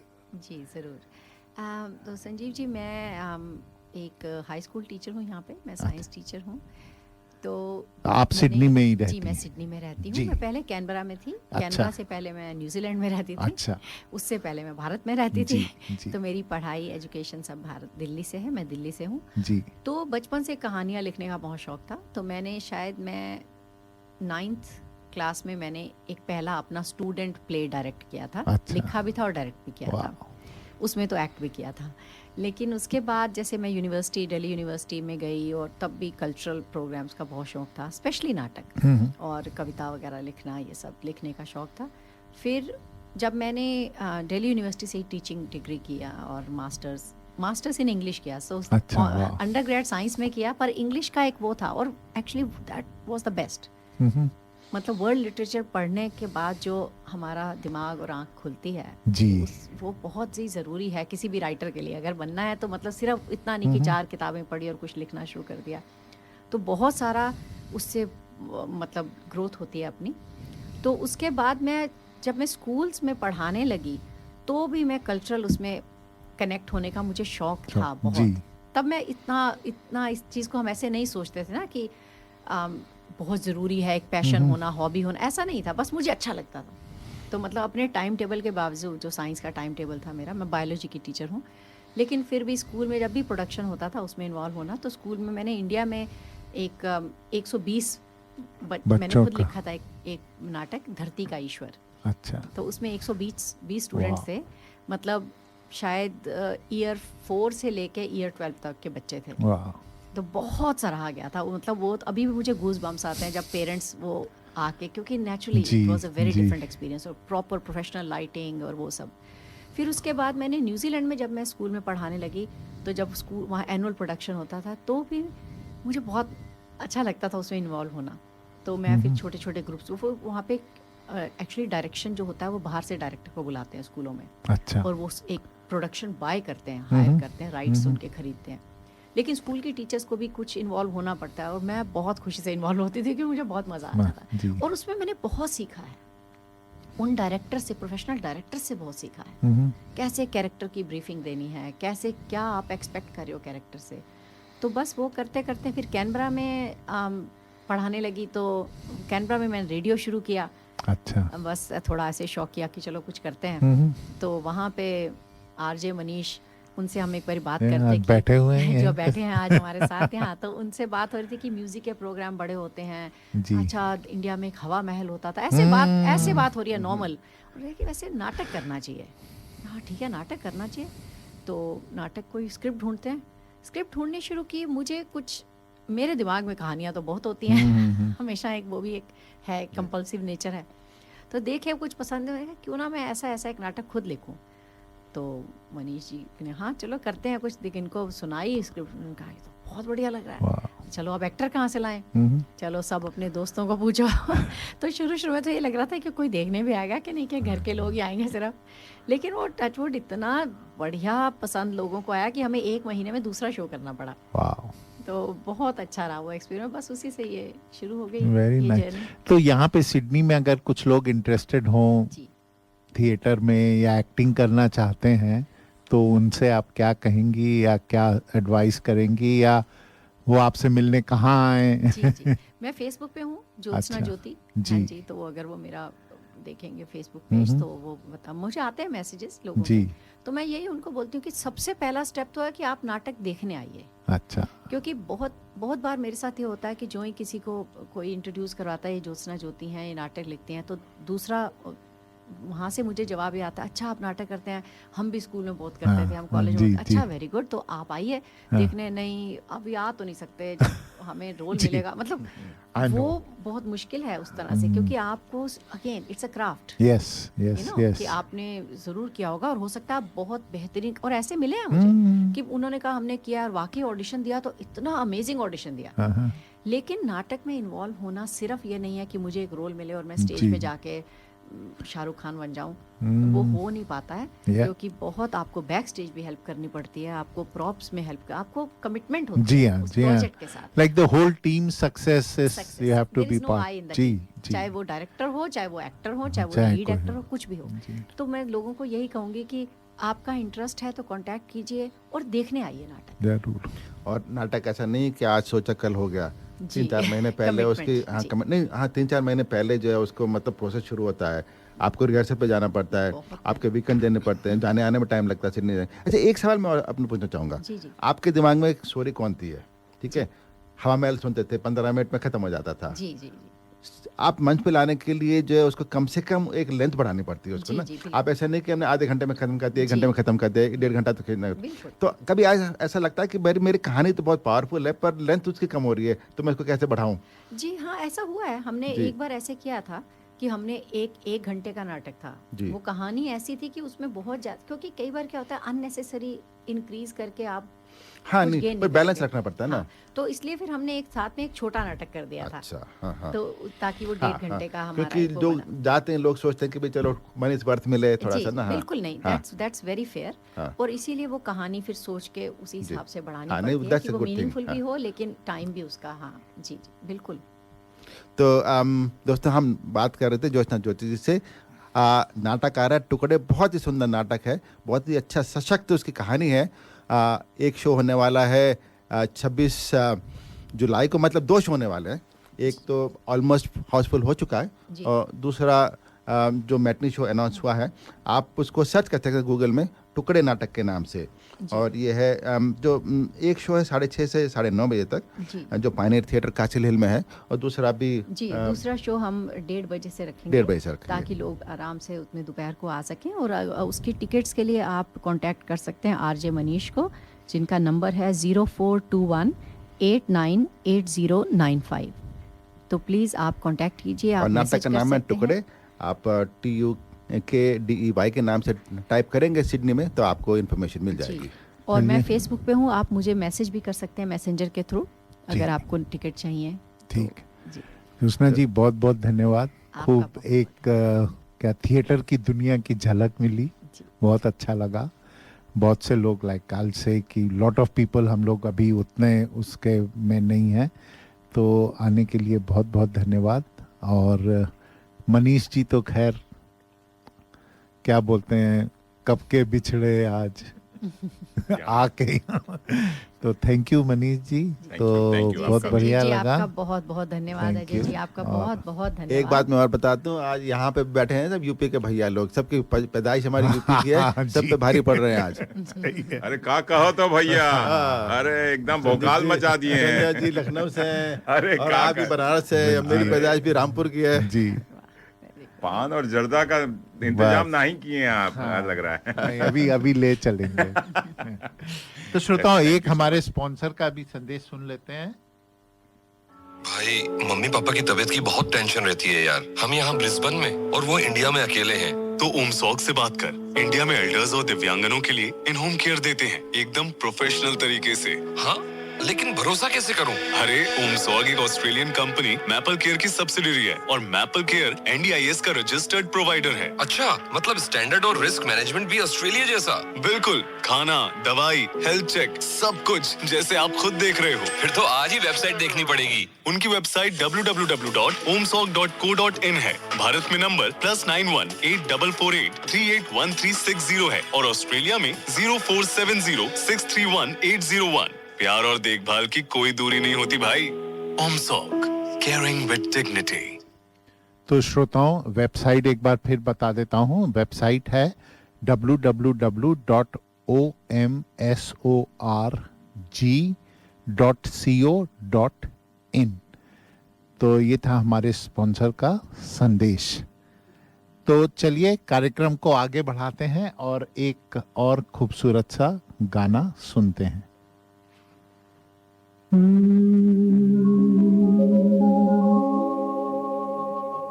ये जो चिलमन है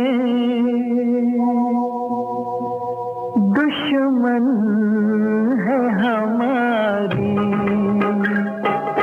ओ ये जो चिलमन है दुश्मन है हमारी, कितनी शर्मीली, कितनी शर्मीली दुल्हन है हमारी, ये जो चिलमन है।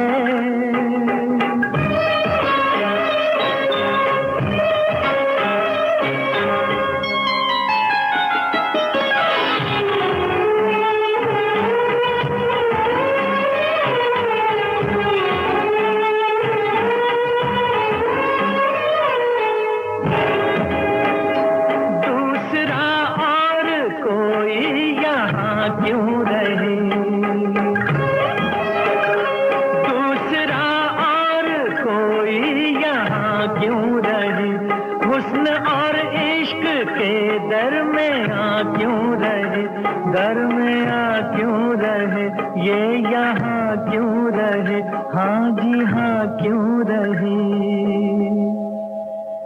ये जो आंचल है शिकवा है हमारा, क्यों छुपाता है चेहरा ये तुम्हारा।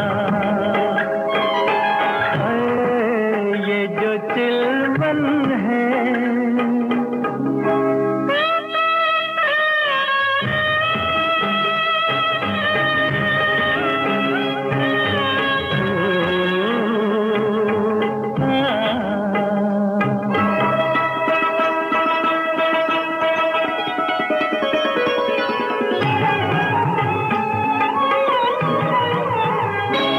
कैसे दीदार आशिक तुम्हारा करे, कैसे दीदार आशिक तुम्हारा करे, रुख रोशन का कैसे नजारा करे, ओ नजारा करे, ओ इशारा करे, हाँ पुकारा करे। ये जो गेसू है बादल है कसम से, कैसे बिखरे हैं गालों पे सनम के।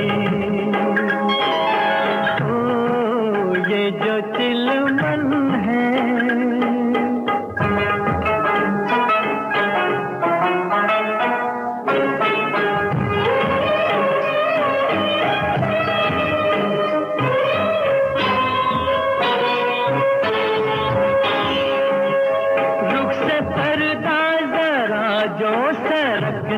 लगा, रुख से पर्दा जरा जो सरकने लगा, उफ ये कम वक्त दिल क्यों धड़कने लगा, हाँ धड़कने लगा, हाँ भड़कने लगा, दम अटकने लगा। ये जो धड़कन है दुश्मन है हमारी, कैसे दिल संभले उलझन है हमारी। ओ ये जो चिलमन है दुश्मन है हमारी।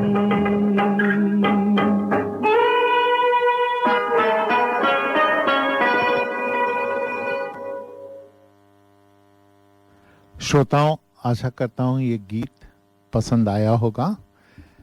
श्रोताओं, एक सामाजिक सूचना है।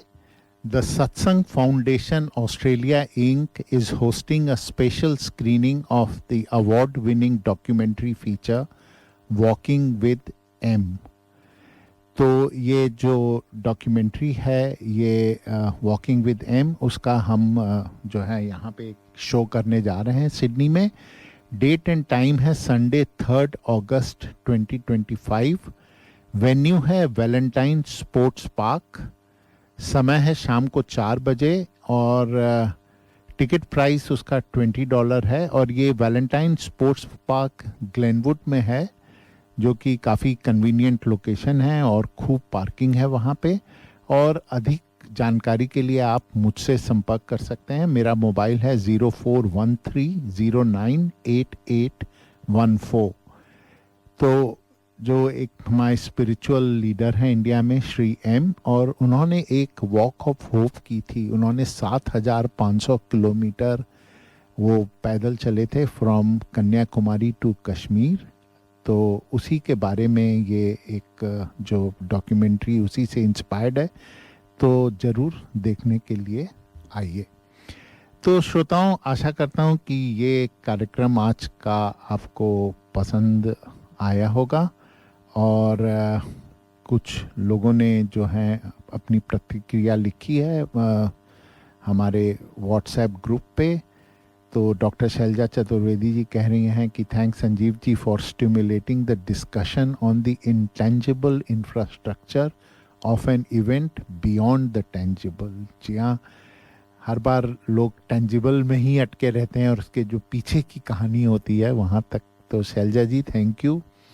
राजीव निगम जी ने एक गाने की तारीफ़ की है। राजीव जी, आई डोंट नो कौन आपका पहले का मैसेज था। सारे ही गाने मोहम्मद रफ़ी साहब के बहुत सुंदर हैं। यतींदर गुप्ता जी कह रहे हैं बहुत सुंदर विश्लेषण व विमर्श। राजीव निगम जी फिर कह रहे हैं I remember Ravindralaya Lucknow where we used to go for natak in 1987।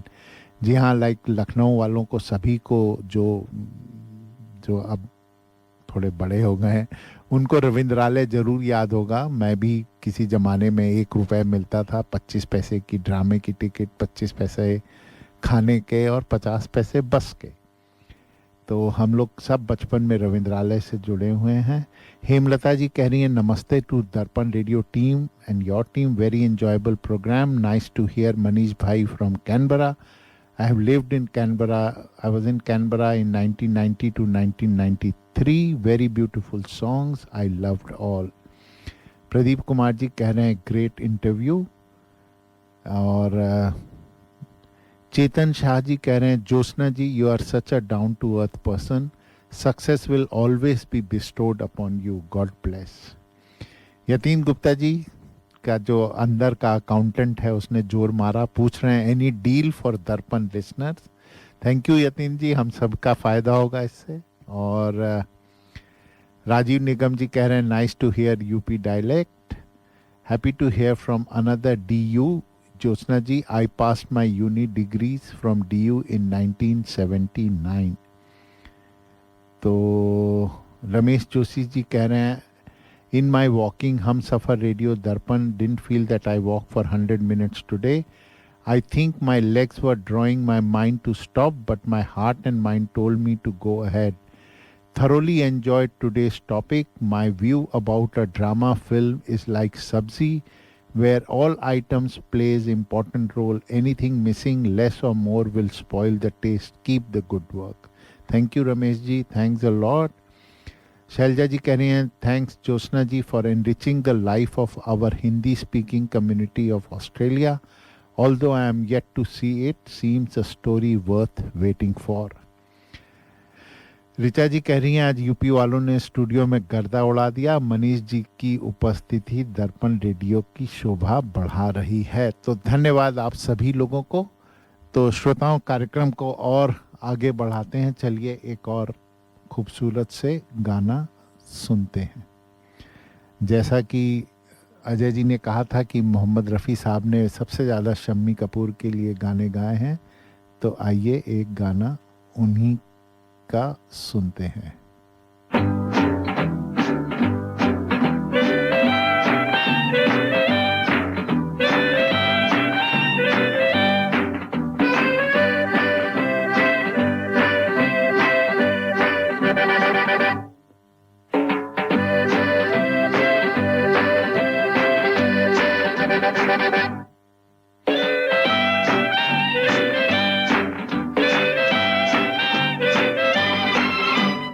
बार बार देखो, हजार बार देखो कि देखने की चीज है हमारा दिल रुबा. टाले हो, टाले हो, टाले हो. ओ बार बार देखो, हजार बार देखो कि देखने की चीज है हमारा दिल रुबा. टाले हो, टाले हो, टाले हो.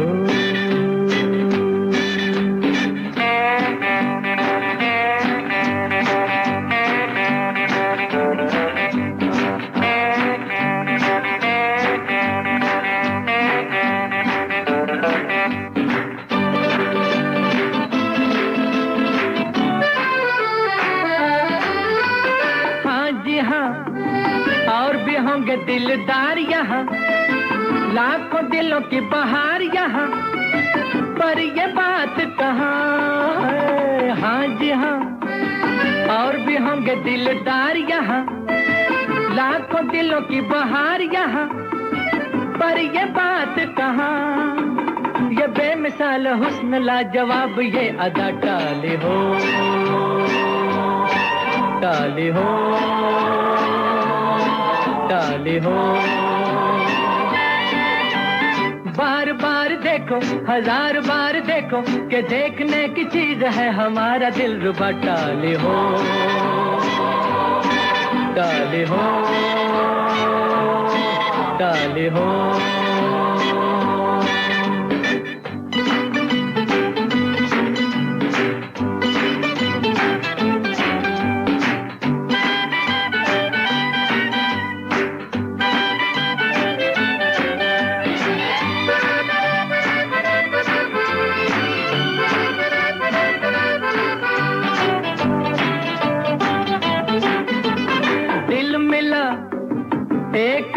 महफिल मिला या चिराग मंजिल मिला, ये न पूछो कि कहाँ दिल मिला.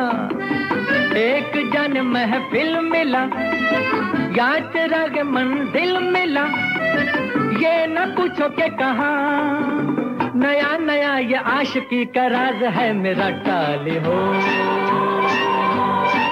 टाले हो, टाले हो.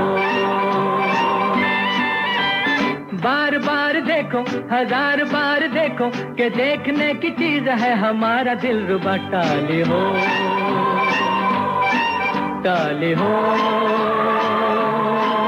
टाले हो.